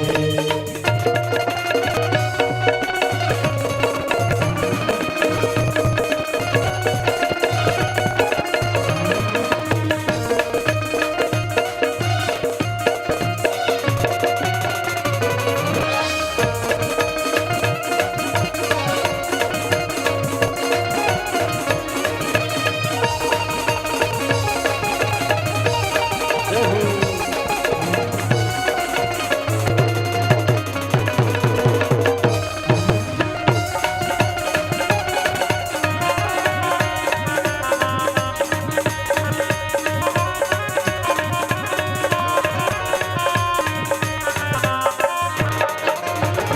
वृंदावन की लीला अत जानो गुड़ को चीला। वृंदावन की लीला अत जानो गुड़ को चीला। वृंदावन की लीला न जानो गुड़ को चीला। वृंदावन की लीला न जानो गुड़ को चीला। ऋषि मुनि गए हार कपे जा दे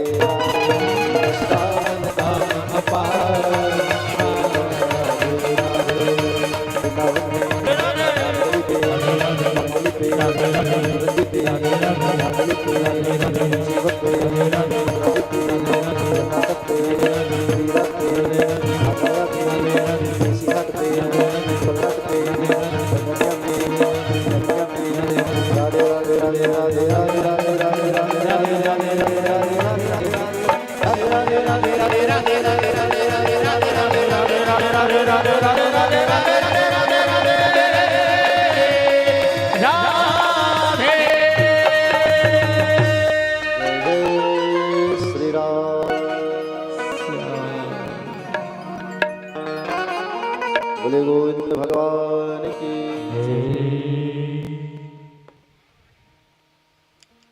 और आदरणीय कमलेश्वरी माता मंदिर के पुजारी आदरणीय बाबूजी आए हैं, स्वागत है आपका। आइए ऊपर बैठिए, स्थान ग्रहण करिए, आइए, स्वागत है आपका। तो प्यार भगवान जो है पृथ्वी को लेकर के आ रहे थे ना, वृंदावन का दर्शन आए हैं। देख, तेरे आने से पहले मैंने वृंदावन को बसाया है और लाकर पृथ्वी को ब्रह्मा जी के हाथ पर सौंप दिए। और ब्रह्मा जी के हाथ पर सौंपे तब ब्रह्मा जी के शरीर से मनु शत्रुपा का आगमन हुआ। दाहिने भाग से मनु जी का उदय हुआ और बाएं भाग से शत्रुपा जी का आगमन हुआ, समझ हो ना। और मनु और शत्रुपा का परस्पर विवाह कराया गया और मैथुन पद्धति से मनु और शत्रुपा जो है सृष्टि के कार्य को आगे बढ़ाया है। मनु और शत्रुपा के 2 पुत्र हुए और 3 पुत्रियां हुई, 3 बेटियां। बेटों में उत्तानपाद और प्रियव्रत और बेटियों में आकुति, देवहूति और प्रसूति, 3 बेटियां हुई। एक बेटी का विवाह जो है कर्दम के साथ में हुआ और कपिल देव जी का आगमन हुआ था, भगवान कपिल नारायण का। आइए इस प्रसिद्ध पावन कथा को और स्पान करते हैं। देखिए, कर्दम नाम के ऋषि थे। कर्दम, क्या नाम है? कर्दम। कर्दम जो इंद्रियों का दमन कर ले वो है कर्दम। और कर्दम जो है कई वर्षों तक तपस्या की, कई साल तक भगवान नारायण की। अब भगवान नारायण प्रकट हुए और भगवान नारायण जो है जैसे ही प्रकट हुए तो प्रकट होकर के कहे, मांगो कर्दम, क्या मांगना है वरदान। कर्दम ने कहा, बोले प्रभु एक नारी दे दो मुझे। क्या दे दो? एक नारी दे दो मुझे, नारी की इच्छा है, नारी प्रदान कर दो मुझे प्रभु, बस यही चाहता हूँ मैं। बोले अच्छा ठीक है। नारी क्यों चाहते हो तुम? भगवान की आंख में आंसू आ गए। इतना साल तक तपस्या किया, नारी मांग रहा है कि नहीं? सोचने वाली बात है नहीं। कर्दम जी ने कहा, बोले प्रभु मैं नारी इसलिए मांग रहा हूँ कि मैं उस नारी के साथ मिल के आपकी भक्ति करूंगा और आप मेरे घर पुत्र के रूप में आओगे, इसलिए मैं नारी की मांग कर रहा हूँ। आप मेरे घर पुत्र बेटा बन करके आओगे, इसलिए मैं नारी की इच्छा रखा हूँ, नारी की चाह रखा हूँ। बोले ठीक है कर्दम। भगवान की आंख से आंसू टपक गए, एक बूंद आंसू टपका, वो क्या बन गया? बिंदुसार सरोवर, तालाब बन गया तुरंत। भगवान ने कहा ठीक है, 3 दिन बाद मनु जी आएंगे अपनी कन्या को लेकर के, आप उनसे विवाह कर लेना। कर्दम महाराज अपने आश्रम पर साफ सफाई करने लगे, जाला वाला धूल धक्कड़ सब। अब भाई लड़की वाले आने वाले हैं, समझे सज्जन लोग आएंगे तो घर को साफ सुथरा रखना पड़ेगा ना। घर को साफ सुथरा करने लगे और घर को जब साफ सुथरा करने लगे, इधर आज नारद जी जो है जा करके बताया कि नहीं, मनु को क्या अपनी कन्या को ले जा करके सौंप दो कर्दम जी के हाथ। तो मनु जी, शत्रुपा जी और देवहूति मैया तीनों जा रहे हैं कहाँ? कर्दम के यहाँ। और कर्दम के यहाँ जा रहे हैं आश्रम पर। तो कर्दम जी क्या कर रहे हैं? 3 आसन लगा के रखे हैं। कितने आसन? 3। और 3 आसन लगा कर रखे हुए हैं कर्दम जी। 3 आसन लगा करके रखे हैं कर्दम जी महाराज। एक आसन मनु जी के लिए, दूसरा आसन शत्रुपा देवी के लिए और तीसरा आसन अपनी होने वाली पत्नी के लिए। ये सोच रहे हैं, विचार कर रहे हैं कि बोले मेरी पत्नी के लायक है कि नहीं, मैं देखना चाहता हूं। आसन में बैठ के किसी शादी नहीं करूंगा। आसन जानबूझ के रखे हैं गर्दन से परीक्षा लेने के लिए। अब मनु जी आई, शत्रुपा देवी आई और देवती मैया पर। अब मनोज जी बैठ गए आसन में, माता जी भी बैठ गई, शत्रुपा देवी। देवती मैया सोच ले कि मैं कैसे करूं, बैठ जाऊंगी तो सामने होने वाले पति और मेरे माता पिता हैं, अपमान हो जाएगा, अपमान हो जाएगा, नहीं बैठूंगी। और नहीं बैठूंगी आसन का अपमान होगा कि नहीं होगा। तो देवहूति मैया जो है बाजू में बैठ गई और नीचे बैठ गई और अपने हाथ को आसन पे रख दी। आसन में हाथ को जैसे ही रखी तो माता पिता का सम्मान हो गया, होने वाले पति का सम्मान हो गया, आसन का भी सम्मान हो गया। हुआ कि नहीं हुआ? सबका सम्मान हो गया। करदम जी देखिए प्रसन्न हो गए, ये मेरे लायक है, मैं इसी से शादी करूंगा। शादी पक्का है, लेकिन एक शर्त है महाराज। क्या? शादी होगा, एक बेटा जन्म लेगा, पुत्र जब जन्म लेगा तो उसके बाद में संन्यास ले लूंगा, गृहस्थ आश्रम को त्याग लूंगा, संन्यास ग्रहण कर लूंगा एक पुत्र होने पर। समझ रहे? विचार किया। देखो परीक्षा भी कैसा लिया आसन में। और आज जब लोग शादी लगाने जाते हैं तो सब आमने सामने आसन में बैठे रहते हैं, कुर्सी में बैठे रहते हैं, चाय कॉफी चल रहा है, लड़की लड़का आमने सामने। वाह, लेने का समझी थोड़ा लड़का मतलब बात करेंगे, 10 मिनट बात करी, समझ ली लड़का मन है, कहा समझी भैया। और आजकल तो पता नहीं का सिस्टम चालू हो गया, समझ में आए। शादी विवाह पहले होता था फोटो खींचा था लड़का मन, आजकल हाँ ये बात वेडिंग की वेडिंग कहते हैं, हम दुनिया ने बिया हम उसने नहीं करेंगे। शादी हो रही है, तरह तरह का फोटो खिंचाएंगे, गाड़ी में बैठ के घूमते हुए, तालाब किनारे, बगीचा किनारे। अरे ये क्या तरीका है? आज हम अपने पाश्चात्य संस्कृति को त्याग रहे हैं, हमारे संस्कृति का अपमान कर रहे हैं। आज लोग मर्यादा भूले हैं, है कि नहीं? मर्यादा को तो पार कर रहे हैं ना। तुम शादी के पहले जाके घूम रहे हो उनके साथ में, ये अच्छी बात नहीं है। मर्यादा में रहना चाहिए। आगू जमाना का मन है बिना देखे शादी करे, बिहाव करे, कुछ ले सीधा दाई देख के बिहाव करे, रिश्तेदारी तो बताओ। बिना देखे नहीं होते। पहले मन बिना देखे बिहाव करे और जिंदगी का चल है नहीं। आज के मन देख के शादी कराते हैं, बिहाव पहली 10 बार फोटो खिंचाता, तब वो जिंदगी ढंग से नहीं चलती। एक साल हो नहीं, पछता रही हूं मैं तुम्हें शादी करके, बड़ा मन नहीं पछता रही हूं, कहाँ शादी कर ली हो। अरे नरक मत जाके इसमें बोल देते हैं, पति कभी मत कहना मैं पछता रही करके, नरक में जाना पड़ेगा तुमको। कई लोगों को देखने मिलता है शादी के बाद झगड़ा जाऊंगा सब बोल देते हैं, अरे मेरे माँ बाप जो है अच्छा घर में भेज रहे थे, पछता रही हूँ तुम्हारे आंख में चूल्हा को कहीं ऐसा कहो, नरक में जाना पड़ेगा तुमको, नरक वासी बनो, कभी मत कहना। पहले के लोग बिना देखे शादी करते थे और जिंदगी कितना अच्छा चलता था। अब के लोग देख करके सुन करके शादी कर रहे हैं, फिर तो जिंदगी में तुम मैं चल रही है भैया। पहले की माताएं अनपढ़ हुआ करती थी और बेटों को लायक बनाया करती थी, डॉक्टर बनाती थी, इंजीनियर बनाती थी, नहीं बनाती थी बोलो। और आज की माँ ग्रेजुएट है आज की माँ, लेकिन आज अपने बच्चे क्या बना रही है? टिकटॉकर बना रही है कि नहीं? आंसर बना रही है, डॉक्टर थोड़ी बना रही है, इंजीनियर थोड़ी बना रही है। लेकिन पहले की माताएं बिना पढ़े लिखे थे, अनपढ़ थे, लेकिन अपने बच्चों को लायक बनाते थे। आज लोग नालायक बना रहे हैं अपने बच्चों को। स्पष्ट बात है, संस्कार नाम की कोई चीज नहीं आज के बच्चों के पास, समझ रहे हो ना? तो करदम महाराज ने देख लिया कि देवहूति बाजू में बैठी है, आसन में हाथ रखी है, ये मेरी पत्नी के लायक है, दान गई और विवाह के लिए हामी भर दिया, बोल कि मैं शादी करूंगा। विवाह भी हो गई। शादी के बाद करदम महाराज फिर तपस्या में लीन हो गए। शादी के बाद कई साल तपस्या में लीन हो गए करदम महाराज। पत्नी भी बाजू में बैठ कर तपस्या करने लगी। सोचो पत्नी भी बाजू में बैठ गई, तपस्या में लीन हो गई। आज अगर किसी की शादी हो जाए, नहीं पति देव अगर चले जाए चारों धाम की यात्रा करने, पत्नी कहेगी मैं नहीं जाने वाली, मेरी उम्र थोड़ी है, मैं कम छोड़ दो मुझे, है कि नहीं? मायके में छोड़ दो, आप चारों धाम की यात्रा करके आओगे तब मुझे ले आना। लेकिन देवहूति मैया बाजू बैठ करके तपस्या की है कई साल, हड्डियों में केवल ढांचा रह गया है, पूरा शरीर खत्म, हड्डी हड्डी दिख रहा है, हड्डियों को ढांचा। करदम महाराज तपस्या पूर्ण करने के बाद जागे, उठो देवी कौन हो तुम? अपनी पत्नी की नहीं पहचान पाए, बताओ। इतना साधना में लीन, जो साधना करता है वही संत होता है, बिना साधना के संत नहीं करा सकता। समझ रहे हो? हाँ, आजकल के लोगों को देखोगे, अच्छे अच्छे लोगों को मैंने देखा है, कथावाचकों को राष्ट्रीय संत लिख देंगे बाजू में, है कि नहीं? संत का मतलब क्या है? तुम्हारे अंदर दया है, तुम्हारे अंदर संतोष का गुण नहीं है, तुमने कोई साधना की नहीं है, तुम संत कैसे बन गए? तुम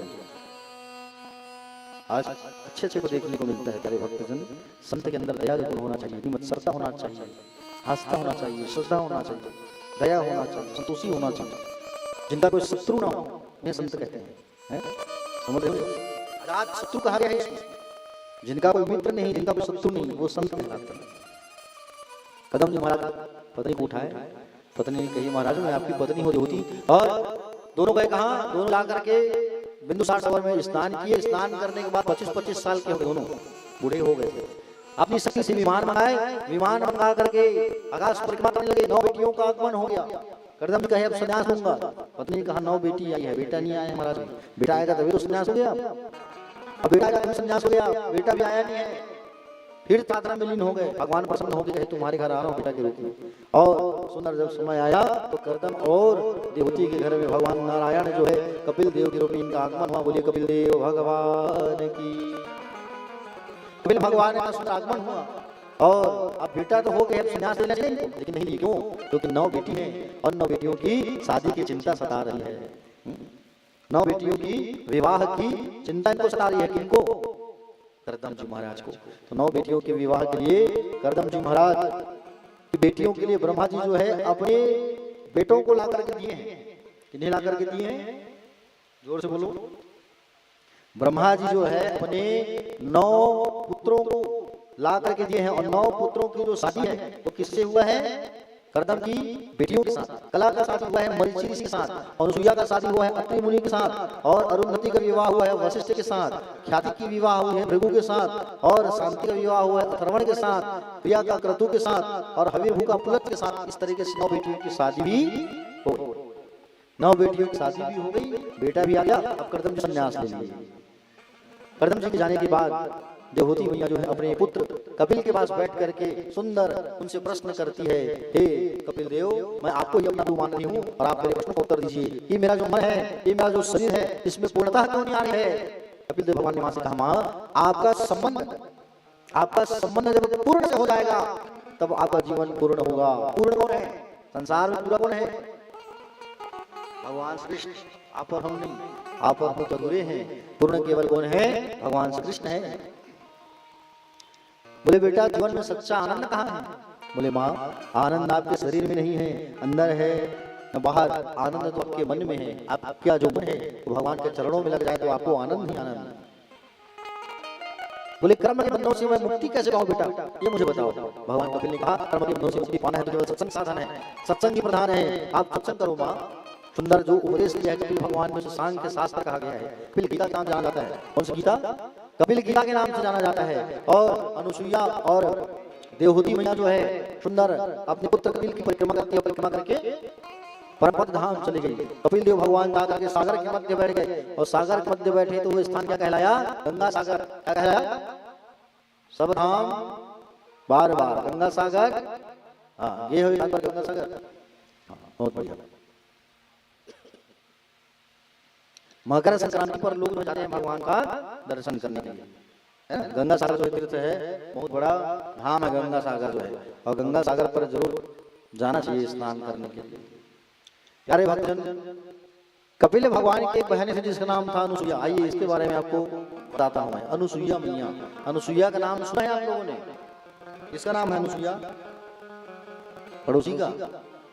पड़ोसी वाली अनुसुईया नहीं, कपिल भगवान की बहन अनुसुईया। अनुसुईया मैया जो है बहुत बड़ी महान नारी थी, पतिव्रता नारी थी अनुसुईया मैया जो है। और अनुसुईया मैया जो है प्यारे भक्तजन पति की खूब सेवा करती थी। पति की सेवा इतना करती थी कि कोई भी कार्य करते थे तो केवल पति, केवल पति, केवल पति। पति है आपके तभी आपकी गति है, और पति नहीं, पति बिन गति नहीं। समझ रहे हो? और पति की सम्मान हर माताओं करना चाहिए। पति के जहाँ सम्मान नहीं होता उस स्थान पर जाना नहीं चाहिए। पति के जो शत्रु होते हैं वो स्थान में भी पतिव्रता नारी को जाना चाहिए। समझ रहे हो? पति का जहाँ मान होता है वहां भी पतिव्रता नारी को नहीं जाना चाहिए। और पति का सदैव सम्मान करना चाहिए। आप लोग सम्मान करते हो पति का? कितने लोग करते हो? हाथ खाओ जरा, चमकाते हो सब अपने अपने पति को। झाड़ू लगाओ, चलो आज मैं बहुत काम किया हूँ, थक गई हूँ, चलो आप आंगन पर झाड़ू लगा दो। बोलते हो नहीं?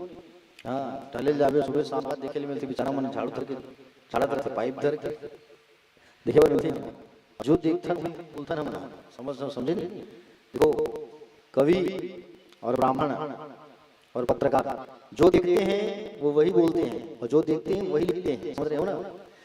तो पति का सिर्फ सम्मान करना चाहिए, पति का कभी निरादर कभी मान नहीं करना चाहिए। अनुसुईया मैया बहुत बड़ी परिवर्तन आ रही थी, कोई भी कार्य को करने के पहले पति का ध्यान करती थी, स्नान करती थी तो पति का स्मरण करती थी, पूजा करती थी तो पति का पूजा करती थी। अनुसुईया की पति कौन? अत्रि मुनि। और अनुसुईया मैया है अपने पति का शरीर सम्मान किया करती थी। आप सब सम्मान जरूर किया करें पति का। पति जहाँ गलत है वहां पर उनको आप टोक भी सकते हो, समझ रहे हो ना। पति अगर घर कार्य कर रहा है, पत्नियों का परम कर्तव्य होता है, धर्म होता है कि वो पति को रोके, नहीं रोके तो उनका गलत कार्य आगे और बढ़ जाएगा, समझ रहे हो ना। पत्नी अगर गलत करे तो पति रोक सकता है, पति अगर गलत कार्य करे तो पत्नी भी उनको रोकने को अधिकार है। पति का नाम नहीं लेना चाहिए और किनका नाम नहीं लेना चाहिए। पति का नाम नहीं लेना चाहिए, गुरु का नाम नहीं लेना चाहिए और अपने बड़े पुत्र का नाम नहीं लेना चाहिए। बड़े पुत्र का नाम लोगे उनके पास धन की कमी रहेगी, ठीक है। इसलिए कहते हैं शास्त्र में, क्या कहते हैं, भगवान का नाम रखो। भगवान का नाम रखोगे तो कम से कम भगवान का नाम निकलेगा, तो बड़े पुत्र का नाम नहीं, आप भगवान का नाम समझ के लोगे तो उसमें दोष नहीं लगेगा, ठीक है। इसलिए बड़े पुत्र का नाम नहीं लेना चाहिए, गुरु का नाम नहीं लेना चाहिए और किसका नाम नहीं लेना चाहिए? पति का नाम नहीं लेना चाहिए। आप लोग लेते हो क्या पति का नाम? कितने लोग लेते हो? अब लेते हो सब, लेकिन बताओ कोई नहीं, सब पता है नहीं। सियान मन छोड़ के भाई आजकल के मन नाम ले देती, आजकल के मन है तो हद पार कर दे। बोले गोविंद भगवान की। और वैसे भी आज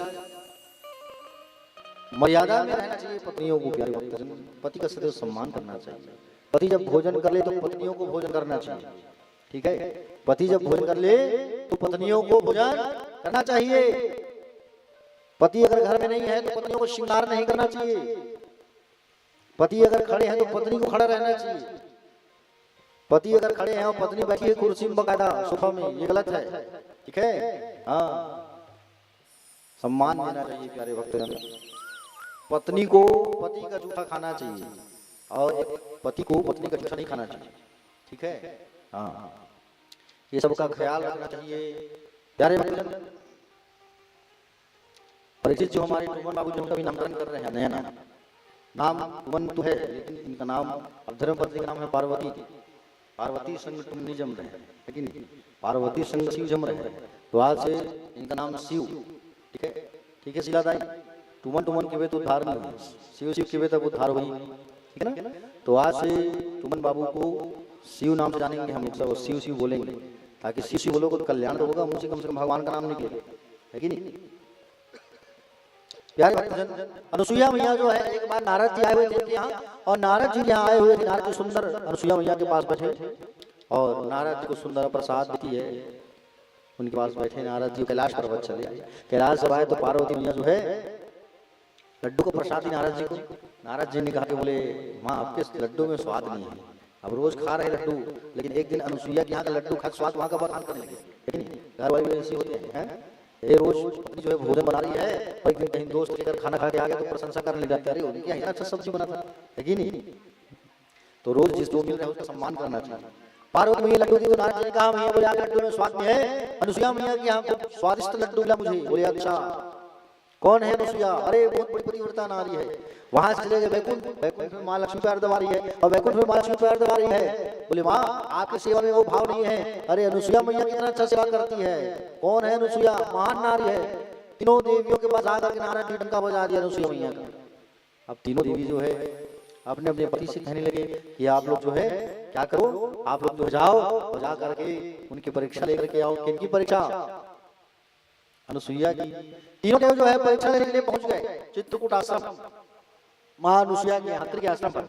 उसमें अत्रि महाराज नहीं थे हमें। तीनों देव ब्रह्मा विष्णु और महेश तीनों आए और तीनों आकर के भिक्षा मांगने लगे। भिक्षा अनुसुईया मैया आई, भिक्षा लेकर के कहा बोले ऐसे भिक्षा नहीं लेके जाओ, वस्त्र उतार करके आओ और वस्त्र को उतार करके जब आओगे मैया और भिक्षा दोगे तब हम स्वीकार करेंगे। बोले अच्छा ठीक है अभी जाती है। और जा करके अनुसुईया मैया कमंडल लेकर के आई और कमंडल से जल निकाल करके छिड़काव करती है तो तुरंत बच्चे बन गए। तीनों जो है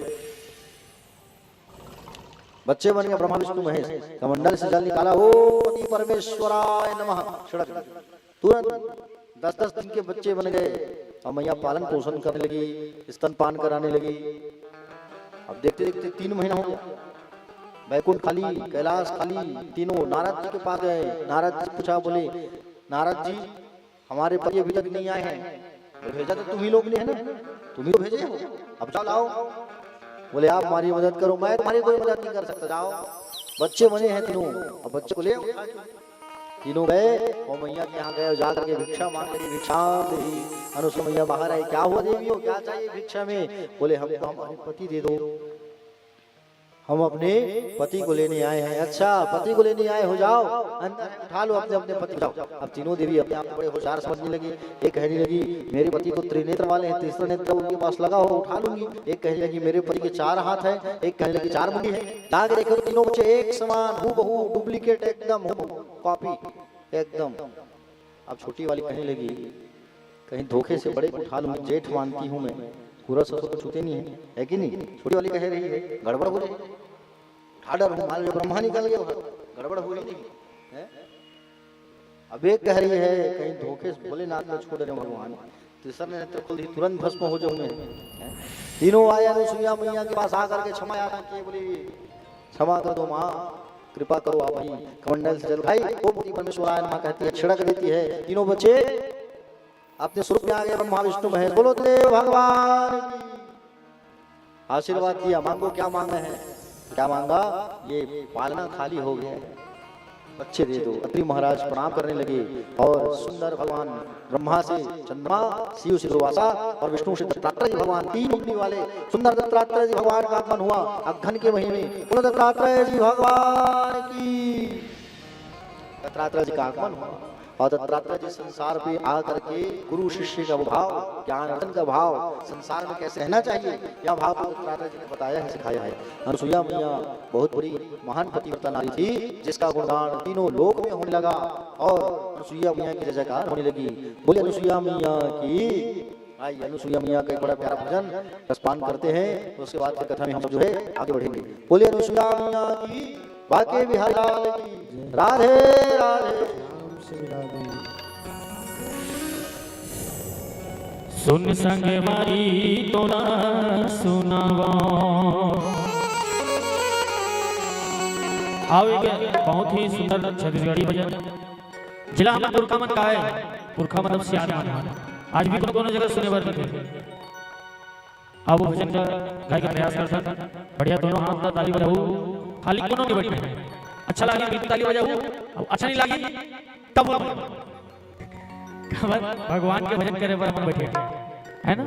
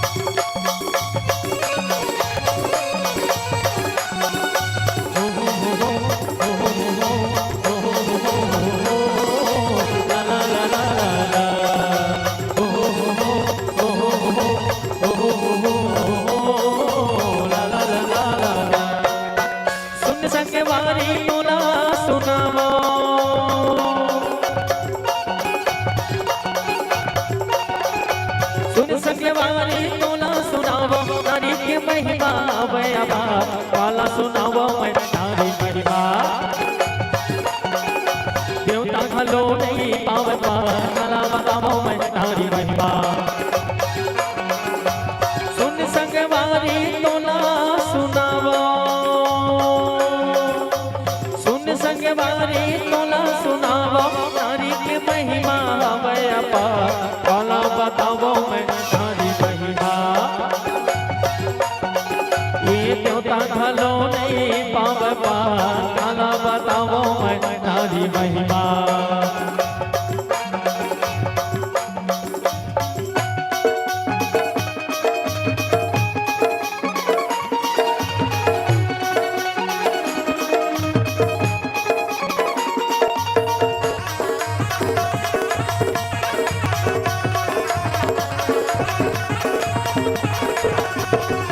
एक नारी है रत्नावली,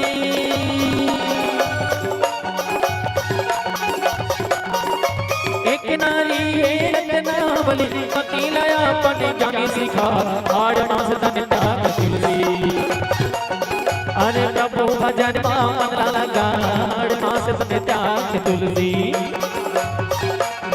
अरे एक नारी है रत्नावली,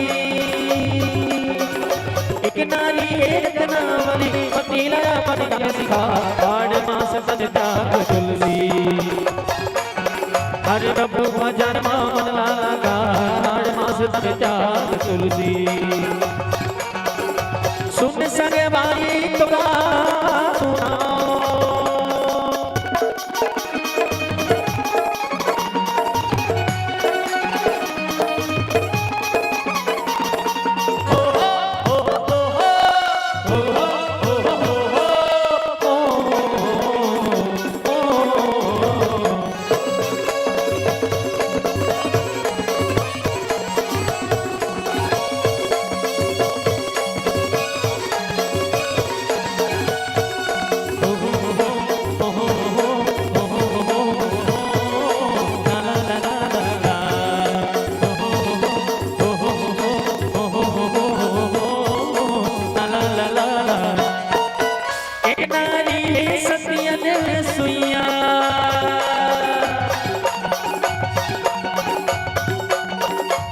एक नारी सत्यन सुइया ब्रह्म विष्णु बालक बना सात धार के और सतिया के। हरे पति पर बहु बना सात धार के और सतिया के। एक नारी सत्यन सुइया, एक नारी सत्यन सुइया ब्रह्म विष्णु बालक बना सात धार के और सतिया के। अरे लक्ष्मी माला बहु बना सात धार के रस पिया गे।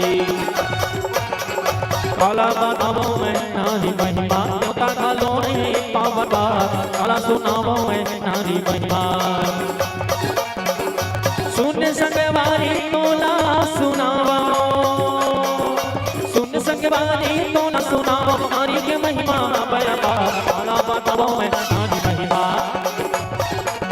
हरे जो कालो नहीं पावता, काला बतावो मैं नारी महिमा। कालो नहीं पावता, काला बतावो मैं नारी महिमा। कालो नहीं पावता, काला बतावो मैं नारी महिमा। अरे सुन संग बारी तोला बता डरे हो, औ नारी के महिमा हवे अपार। सबला सुनावो मैं नारी महिमा, सबला सुनावो मैं नारी महिमा। औ देवता भलो नहीं पावे पार। हरि काला बतावो मैं नारी महिमा। बोल सके तो सुइया मैया की, बके प्यारी लाल की, राधे राधे श्री राधे।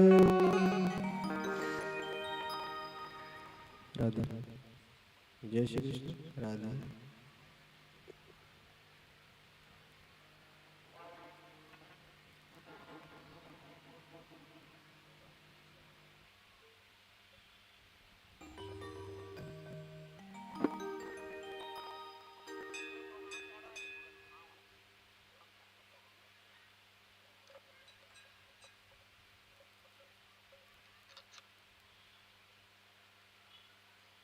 बोले गोविंद भगवान की, अनुसुईया मैया की जय। राधे राधे।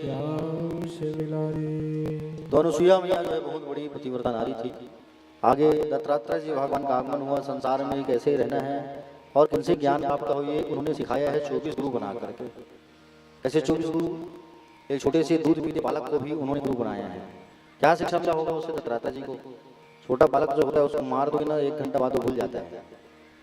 तो यही भूल के बाद अगर कोई हमें डांट लगा दिया तो उस बात को भूल जाना चाहिए। ये बात दत्तात्रेय जी ने सिखाया है। जल को गुरु बनाया, क्यों जल को गुरु क्यों बनाया? तरंग जल को यहाँ छोड़ तो सब जगह चले जाते हैं, इसलिए सभी स्थानों पर हमको जाना चाहिए। आकाश को गुरु बनाया, आकाश को गुरु क्यों बनाया? दत्तात्रेय भगवान जो है उनसे क्या शिक्षा मिला उनको? क्योंकि आकाश होता है कभी वो हमारा साथ नहीं छोड़ता, व्यापकता होती है उसमें। हम जहाँ जाएंगे लेकिन सब साथ छोड़ देगा, लेकिन आकाश हमारे साथ जाएगा। एक मधुमक्खी को भी गुरु बनाया है, क्यों? मधुमक्खी को गुरु इसलिए बनाया है कि मधुमक्खी को देखना, एक छोटे से शहद का जो चट्टा होता है उस पर सारा परिवार, पूरा परिवार चिपका हुआ होता है। क्या शिक्षा मिलता है इससे? इससे ये शिक्षा मिलता है कि थोड़ा भी अगर मिले कुछ खाने को कोई परिवार से बांट करके खाना चाहिए। ऐसे ऐसे 24 गुरु बनाया है दत्तात्रेय जी महाराज ने। देखो मनुज महाराज की छोटी कन्या के बारे में दर्शन करते हैं। छोटी कन्या का नाम है प्रसूति। प्रसूति का विवाह हुआ दक्ष प्रजापति के साथ। किनके साथ? दक्ष प्रजापति। प्रसूति की 16 कन्या, 13 कन्या धर्म को दिया गया है, 14 नंबर जो कन्या है उसे अग्नि को दिया गया है, स्वाहा। अग्नि की पत्नी का नाम क्या है? स्वाहा। 15वें नंबर पर है स्वधा। स्वधा को दिया गया है पितृ देवताओं को, पितरों की पत्नी स्वधा। 16वें नंबर पर है सती। सती को दिया गया किसे? जोर से बोलो। सती को किसे दिया गया? भोलेनाथ जी को दिया गया। ठीक है प्यारे भक्त, एक समय की बात है, दक्ष को राजा बनाया गया प्रजापतियों का। प्रजापति किसे कहते हैं पता है? हम जितने मनुष्य हैं शरीरधारी इस संसार में, तो जितने शरीरधारी हैं संसार में और हम शरीरधारी जीवन यापन करते हैं, तो हमारी निगरानी करने वाले को प्रजापति कहते हैं, जो देख रेख करते हैं, जो वस्तुएं प्रदान करते हैं। तो उन प्रजापतियों का अधिपति बनाया गया था दक्ष को, और स्वर्ग में उनको बुलाया गया था देवराज इंद्र के यहाँ सम्मान करने के लिए। और सम्मान करने के लिए जब बुलाया गया था तो उसी समय सब वहां बैठे हुए थे। दक्ष के यहाँ सभा लगा हुआ था, कहाँ? प्रयाग है ना। और सभा लगा हुआ था और उस सभा पर भोलेनाथ भी बैठे हैं, सब बैठे हैं। दक्ष को आने में विलंब हो गया, उस सभा में जाने के लिए देर हो गया दक्ष को। भगवान भोलेनाथ कहे कि समय का उपयोग करूं, मैं भगवान के साधना में विलीन हो जाऊं। भगवान समाधि विलीन हो गए भोलेनाथ। दक्ष आया, सब खड़े हुए और सब खड़े होकर के सम्मान की। और जब सबने सम्मान किया खड़े होकर के, केवल भोलेनाथ ही नहीं खड़े हुए। दक्ष ने देखा, इंद्र से पूछा ये कौन है मालूम खड़े है? युवराज इंद्र ने कहा आपका दामाद है, जमाता है। अच्छा मेरा दामाद होकर के मेरा सम्मान नहीं कर रहे हैं, ये गलत बात है। जाओ मैं इसको श्राप देता हूँ। अरे कहाँ का आपकी बेटी को दे दिए इसको मैं? जाओ आज मैं भोलेनाथ को श्राप देता हूँ कि आज के बाद किसी भी यज्ञ में इसको स्थान नहीं मिलेगा। बाजू में खड़े नंदी जी, नंदी जी दक्ष को श्राप देती है, जा मैं भी तुझे श्राप देता हूँ, तेरा मुंडी कट जाएगा और बकरा का मुंडी लग जाएगा तेरे सिर में। जा। भगवान शिव जी का हाथ खुला और भगवान शिव जी का नेत्र खुला और भगवान शिव जी ने देखा सब एक दूसरे को श्राप दे रहे हैं, यहाँ रुकना उचित नहीं है। भगवान सबको पकड़ कर चले गए। भगवान जो है कैलाश चले गए, कैलाश पहुंच चले गए। भगवान जो सबको लेकर चलो नहीं रहना यहाँ, और कैलाश चले गए। भोलेनाथ जो है, दक्ष इतना क्रोध के आग में बबूला हो रहा है। दक्ष जो है भगवान शंकर से बदला लेने के लिए पूछो मत, एक यज्ञ का आयोजन कराया हरिद्वार कनखल क्षेत्र। जब आप बद्रीनाथ केदारनाथ जाओगे तो कनखल क्षेत्र मिलेगा, कनखल हरिद्वार में। उस कनखल क्षेत्र में इसने दिव्य आयोजन किया यज्ञ का, और यज्ञ का कार्ड छपाया। कार्ड छपा करके इन्होंने सबको कार्ड बांटा, केवल अपनी छोटी बेटी को कार्ड इसने नहीं दिया। किसको? सती मैया को कार्ड नहीं दिया। सबको बुलाया है लेकिन सती को नहीं बुलाया। यज्ञ का जब दिन आया तो सब अपनी सवारी पर सवार होकर के जा रहे हैं। कहाँ जा रहे हैं? यज्ञ में। कैलाश पर्वत से गुजर रहा है इंद्र, इंद्राणी के साथ, और कैलाश पर्वत से गुजर रहा है इंद्र जो है। माँ सती ने पूछा नंदी से, नंदी जाओ और जाकर के देखो जरा कौन गुजर रहा है यहाँ से, पता तो करो। और जाकर के जब नंदी जी पता किए इंद्र से, और इंद्र को पता किए, तो इंद्र जो है इंद्र के पास गए, पूछे कहाँ जा रहे हो युवराज? अरे तुम्हें पता नहीं हम कहाँ जा रहे हैं? भोलेनाथ जी के ससुर यज्ञ करवा रहे हैं, वहीं जा रहे हैं। अच्छा आकर के माँ सती को बताया, माँ बोले आपके पिता यज्ञ करवा रहे हैं और सब वहीं जा रहे हैं। सती मैया दौड़ दौड़ी भोलेनाथ के पास आई, और भोलेनाथ के पास आकर के कहती है, हे स्वामी मेरे पिता के घर पर यज्ञ हो रहा है, और पिता के घर पर यज्ञ हो रहा है, मुझे जाना है, मुझे जाना है, आप आज्ञा दो तो मैं पिता के घर जाऊं। भगवान शिव जी ने मना किया, बोले मत जाओ सती, तुम्हारा अपमान होगा, मत जाओ वहां, केवल और केवल वहां पर तुम्हारा अपमान होगा। सती मैया नहीं मानी। सती मैया कहने लगी कि बोले मेरी सब बहन आए होंगे वहां स्वामी, मैं सबसे मुलाकात भेंट करके आ जाऊंगी, वापस आने दो। ठीक है तुम जा ही रही हो तो अकेले मत जाओ, मेरे गणों को साथ लेकर के जाओ। और गणों को साथ लेकर के गई मैया सती जो है, मां सती का वहां सम्मान नहीं हुआ, और सती मैया का वहां सम्मान नहीं हुआ, केवल अपमान हुआ। दक्ष ने कहा है सती तू यहाँ क्यों चली आई है? हम तुझे बुला ही नहीं है, क्यों चली आई है यहाँ? सती मैया की आप मेरे पिता हो कि दुश्मन हो? एक दुश्मन भी अपने दुश्मन से वैसे बात नहीं करता, आप जैसे बात कर रहे हो मुझसे। दक्ष कहने लगा, बोले हम तुम्हें बुला ही नहीं है, तुम क्यों आए यहाँ? हाँ? हम तुम्हें बुला नहीं है, फिर भी तुम चले आई हो, कोई निमंत्रण नहीं है तुम्हें अपने, वो चले आई हो तुम यहाँ। सती मैया कही, मुझे तो आज अपने आप में शर्म आ रहा है कि मैं आपके यहाँ बेटी के रूप में जन्म ली हूँ। तुम कितने मूड हो गए हो पिताजी, याद करो उस क्षण को। मैंने आपसे पहले ही कह दिया था, जिस दिन तुम मेरा अपमान करोगे मैं अपने शरीर का त्याग करूंगी। आज आपने अपमान कर दिया मेरा। सबको दिखा कि सबके लिए स्थान है, केवल भोलेनाथ के लिए स्थान नहीं है वहाँ। सबके लिए जगह बनाई, भोलेनाथ के लिए जगह नहीं है वहाँ, और भोलेनाथ के वहाँ स्थान नहीं है। जान करके मैया को दुखी हुआ, बहुत ज्यादा मन उनका। अपनी माँ से मुलाकात करती है, और माँ से मुलाकात करने के बाद में सती मैया आई और भगवान शिव का स्मरण करती है, और स्मरण करके कहती है, ये भोलेनाथ, जब जब इस संसार में आऊँ आपको ही मैं पति के रूप में पाऊँ। आज मैं देह त्याग कर रही हूँ। अंगूठे से मैया जो है अपने शरीर में अग्नि प्रज्वलित करती है, और अग्नि प्रज्वलित करके अपने देह को मैया जला देती है। मैया का जब शरीर जला तो भगवान शिव के बहुत सारे कण अपने आप को मार डाले खुद ही। माँ हमारी नहीं है तो हम रह के क्या करेंगे। नंदी भृंगी आदि दक्ष के युद्ध में युद्ध करने के सैनिकों के साथ दक्ष के यहाँ यज्ञ कराने बैठे थे भृगु जी महाराज यज्ञ कुंड से बहुत सारी रेभुकों को पैदा कर दिया, पैदा हो गए यज्ञ से, और लड़ाई करने लगे। नंदी भृंगी के साथ युद्ध होने लगा। नारद जी ने कैलाश पर्वत जाकर के बाबा को बताया, बाबा माँ सती अपनी देह त्याग करती है, नंदी भृंगी के साथ अत्याचार हो रहा है। भोलेनाथ ने जटा को उखाड़ा और उखाड़ करके पटक दिया। जैसे जटा को उखाड़ के पटके तो वहां से वीरभद्र भगवान शिव का रुद्र अवतार, भगवान का एक अवतार वीरभद्र प्रकट हुआ, और वीरभद्र जो है प्रकट हुआ, और वीरभद्र जो है कहा, बोले बताइए स्वामी मेरे क्या आदेश है। भगवान ने कहा, बोले जाओ दक्ष के यहाँ, और दक्ष के यहाँ जाकर के आप जो है उस यज्ञ को तहस नहस करके आओ। जब वीरभद्र आया दक्ष के यहाँ तो अंधेरा छा गया चारों तरफ, आंधी तूफान जो सामने आता गया सबको दक्ष मारते गए। भोलेनाथ के ससुर आए, ससुर के गर्दन को काट दिया और अग्निकुंड में डाल दी। भृगु ऋषि दाढ़ी में हाथ रख के हंस रहे थे, दाढ़ी फाड़ दी। एक मुखा नाम के देवता हंस रहे थे, दांत तोड़ दिया उसका, तहस नहस यज्ञ हो गया।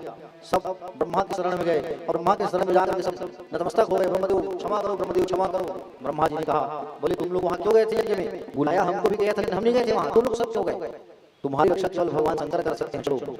भगवान शंकर की शरण में गए, और भगवान शंकर की आराधना करने लगे, वंदना करने लगे। भगवान शंकर वहाँ पहुंचे और यज्ञ को फिर से पूर्ण किए। वीरभद्र को शांत किया, वीरभद्र को शांत किया, वीरभद्र शांत हो जाओ। और वीरभद्र को शांत किया भगवान शंकर ने। दक्ष का जो मुंडी कटा था उसमें बकरे का मुंडी लगाया गया। किसका मुंडी लगाया गया? बकरे का मुंडी लगाया गया। और बकरे का मुंडी लगा तो दक्ष का अहंकार टूट गया, भगवान शंकर के चरणों में गिर गया, माफी मांगने लगा दक्ष जो है।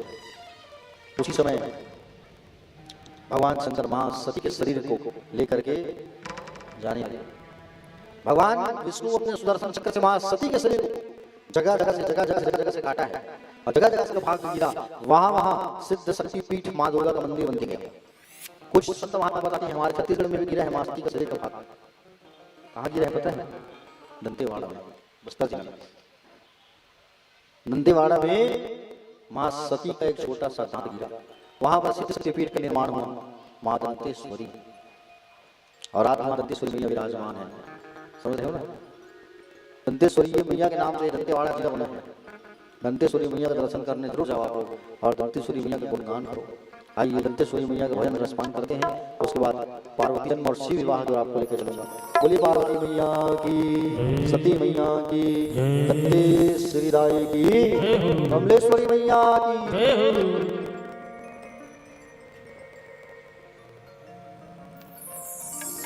छत्तीसगढ़ की कन्हार माटी पींगा रंग पटासी है, दुर्मटिया के मोटवा चाऊ जेमा मिठा के बसी है, सागा मदी से जीमे कांदा औ अमसुर हा कड़ी है। ऐसे हमारे महतारी जेकर बोली छत्तीसगढ़ी है, जेकर बोली छत्तीसगढ़ी है। और छत्तीसगढ़ महतारी तो चरण में माथा नवावा, जन्म जब मां अचरा की माया ना मैं नवावा। उत्तर मां गुरुगढ़ माई, दक्षिण मां दंतेश्वरी दाई, पूर्व पश्चिम चंद्रहासिनी कमलेश्वरी दाई। सुमिरो बस्तर की दंतेश्वरी दाई, सुमिरो बस्तर की दंतेश्वरी दाई, सुमिरो बस्तर की दंतेश्वरी दाई।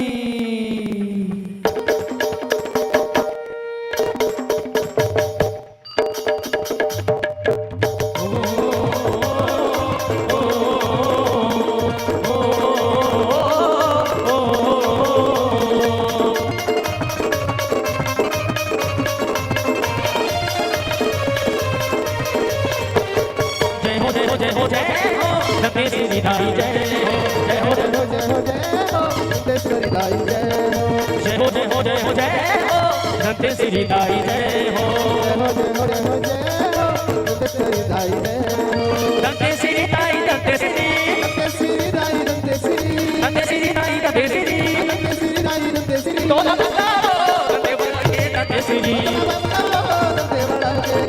तोला बताओ बस्तर के दाई दंतेश्वरी बस्तर के दाई दंतेश्वरी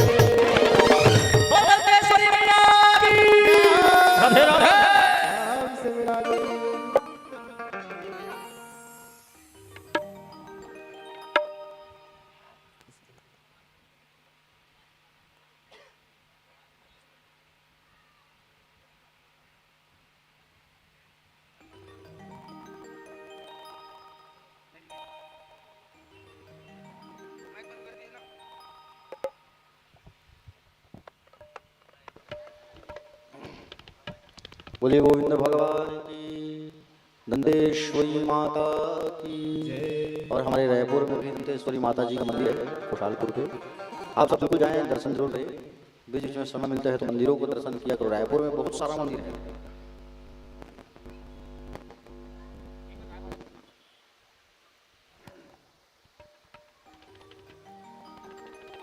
प्यारे भक्त, भगवान ने श्री सुखदेव जी महाराज बताए परीक्षित जी को कि बोले माँ के जाने के बाद भगवान भोलेनाथ समाधि में लीन हो गए साल तक, और माँ के जाने के बाद जब बाबा समाधि में लीन हुए, सती मैया का राजा हिमाचल और मैना देवी के घर में पार्वती के रूप में जन्म हुआ। हिमाचल जी ने 27 वर्ष तक माँ की आराधना किया, 27 साल तक। माँ जो है प्रकट होकर के कही कि मांगो क्या मांगना है हिमालय। तो उन्होंने कहा बोले माँ, बोले आप मेरे कन्या के रूप में आओ।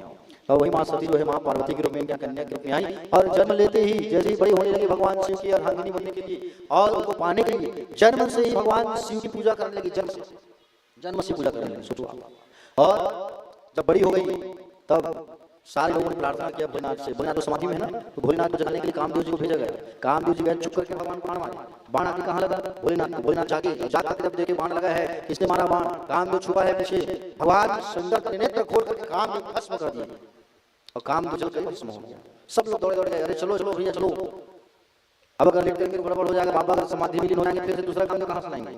सब गए और जाकर निवेदन किया कि बोले प्रभु बाबा, बोले आप जो है विवाह कर लीजिए, क्योंकि वहाँ का आत्मा हो गया पार्वती के रूप में। भोलेनाथ जी पहले तो परीक्षा लेना होगा, और जाकर के ब्राह्मण के रूप में स्वयं भगवान शंकर गए हैं और ब्राह्मण के रूप में जाकर परीक्षा लिए। क्यों देवी किसकी तपस्या कर रहे हैं? बोले शिव जी की। क्यों? उनको प्राप्त करना है। कैसे?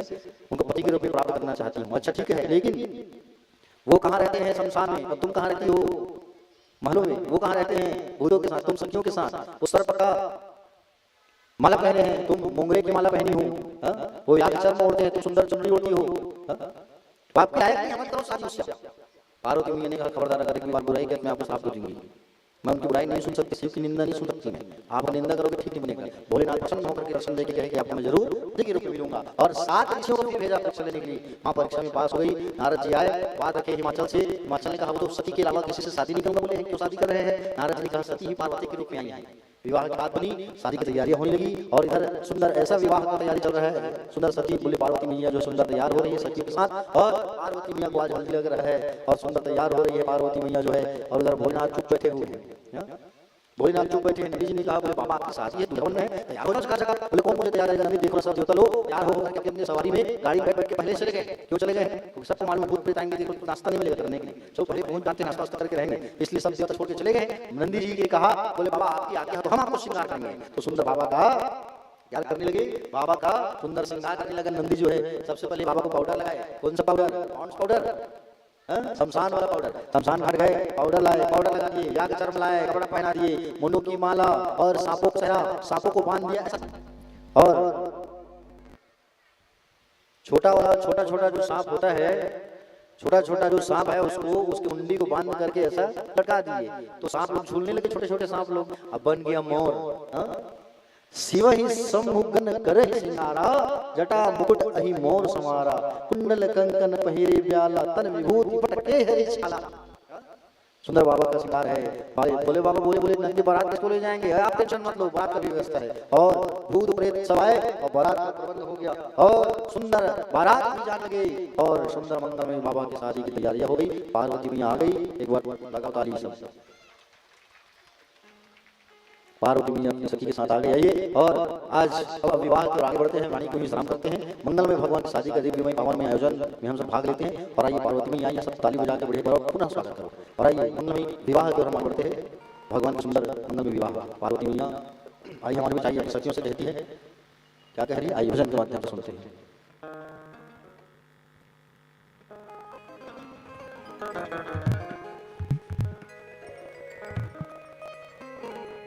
ओ मेरी गौराजी मैया बनी है दुल्हनिया, हो सज के आएंगे भोले बाबा,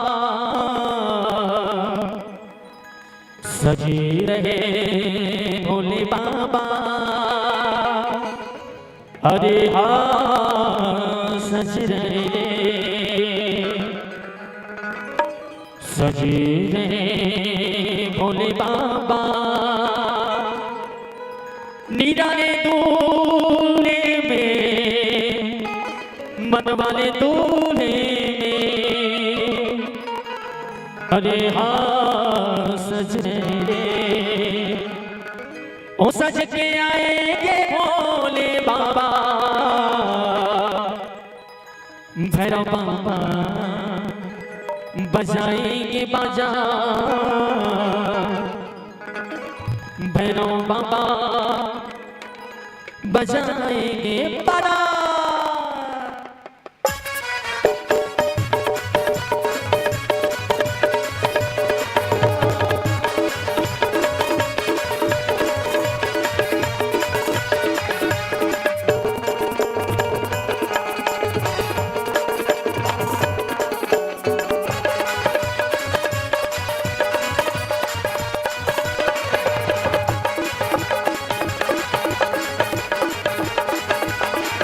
मेरी गौरा जी मैया बने दुल्हनिया,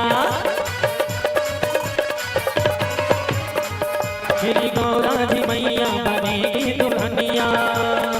ओ सज के आएंगे भोले बाबा भैरव नंदी बजाएंगे बाबा, भैरव नंदी बजाएंगे बाबा, भैरव नंदी बजाएंगे बाजा, भैरव नंदी बजाएंगे बाजा, नंदी बजाएंगे बाबा, भैरव नंदी बजाएंगे बाबा। भैरव नंदी बजाएगा बाजा, भैरव नंदी बजाएगा बाजा। ओ मेरी गौरा जी मैया बनी दुल्हनिया,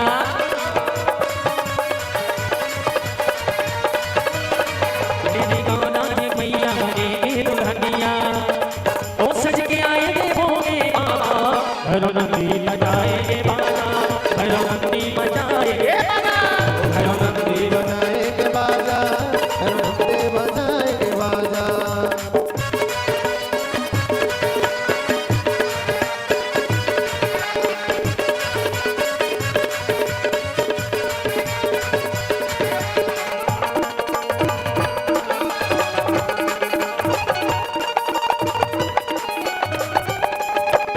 दुल्हा सिंगार मेरी मैया जी करेगी, सिंगार मैया जी करेगी, टीका लगेगा और हल्दी चढ़ेगी, टीका लगेगा और हल्दी चढ़ेगी। मैया के होठों पर झूलेगी नथनिया, मैया के होठों में झूलेगी नथनिया, और झूमेंगे भोले बाबा भैरव नंदी बजाएंगे बाजा, भैरव नंदी बजाएंगे बाजा।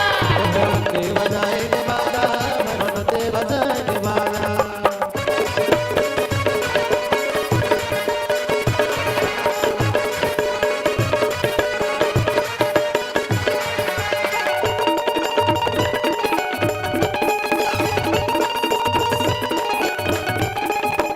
के बाद मेरे बाबा तो आएंगे, के बात में मस्त आएंगे, नारद मुनि आए और ऋषि मुनि आएंगे।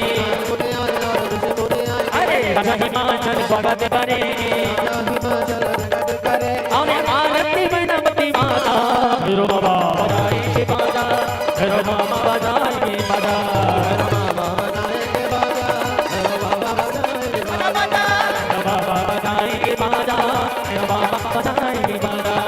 बाबा बजाएंगे बाजा, बाबा बजाएंगे बाजा।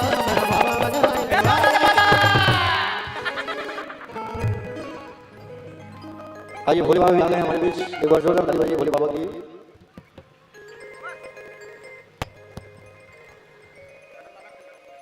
आइए भोलेनाथ जी का दिव्यमयी पावनमयी स्वागत। और आइए अब विवाह की हम सब जो है आगे बढ़ते हैं। भोले बाबा की मंगलमयी शादी विवाह। हाँ उसको बंद कर दे बेटा, बेटा जी साड़ी वाड़ी फंसा है, दिक्कत होगा, उसको बंद कर दो, किनारे कर दो उसको।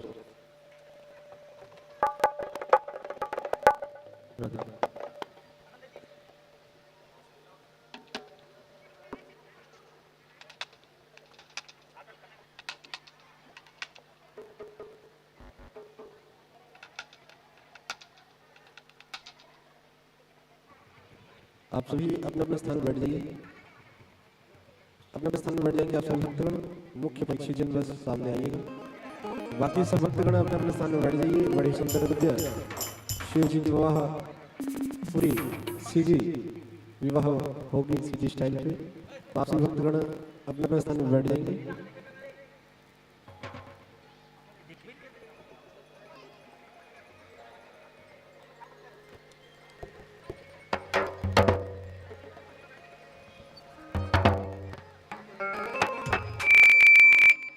निवेदन है कैमरे के सामने से सभी थोड़ा किनारे हो जाइए।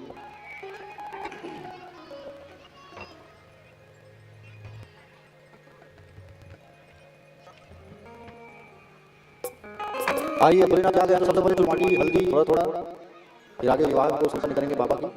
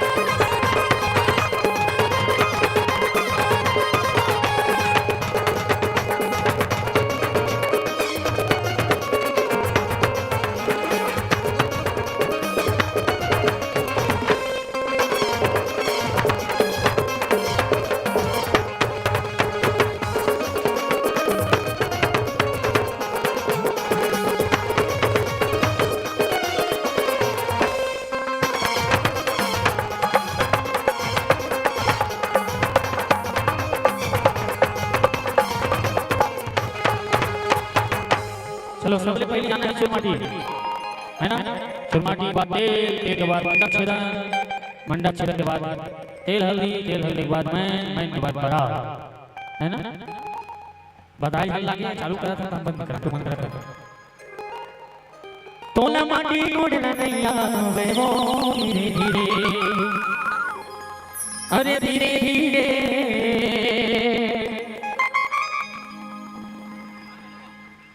हाँ धीरे धीरे, अरे तोर बहनी लगी धीरे धीरे, हाँ जी हाँ धीरे धीरे, तोर पागा लगी धीरे धीरे।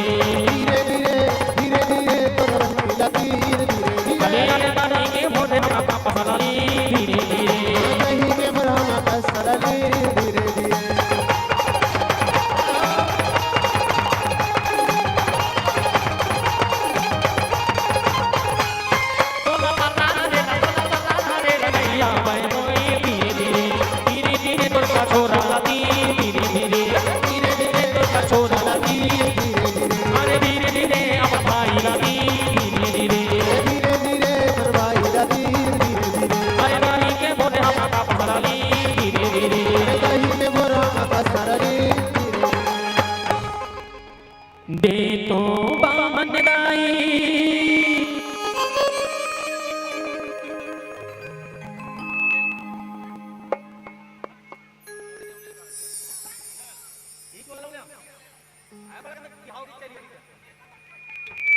अरे दाही के भोरे हम पापा सलाली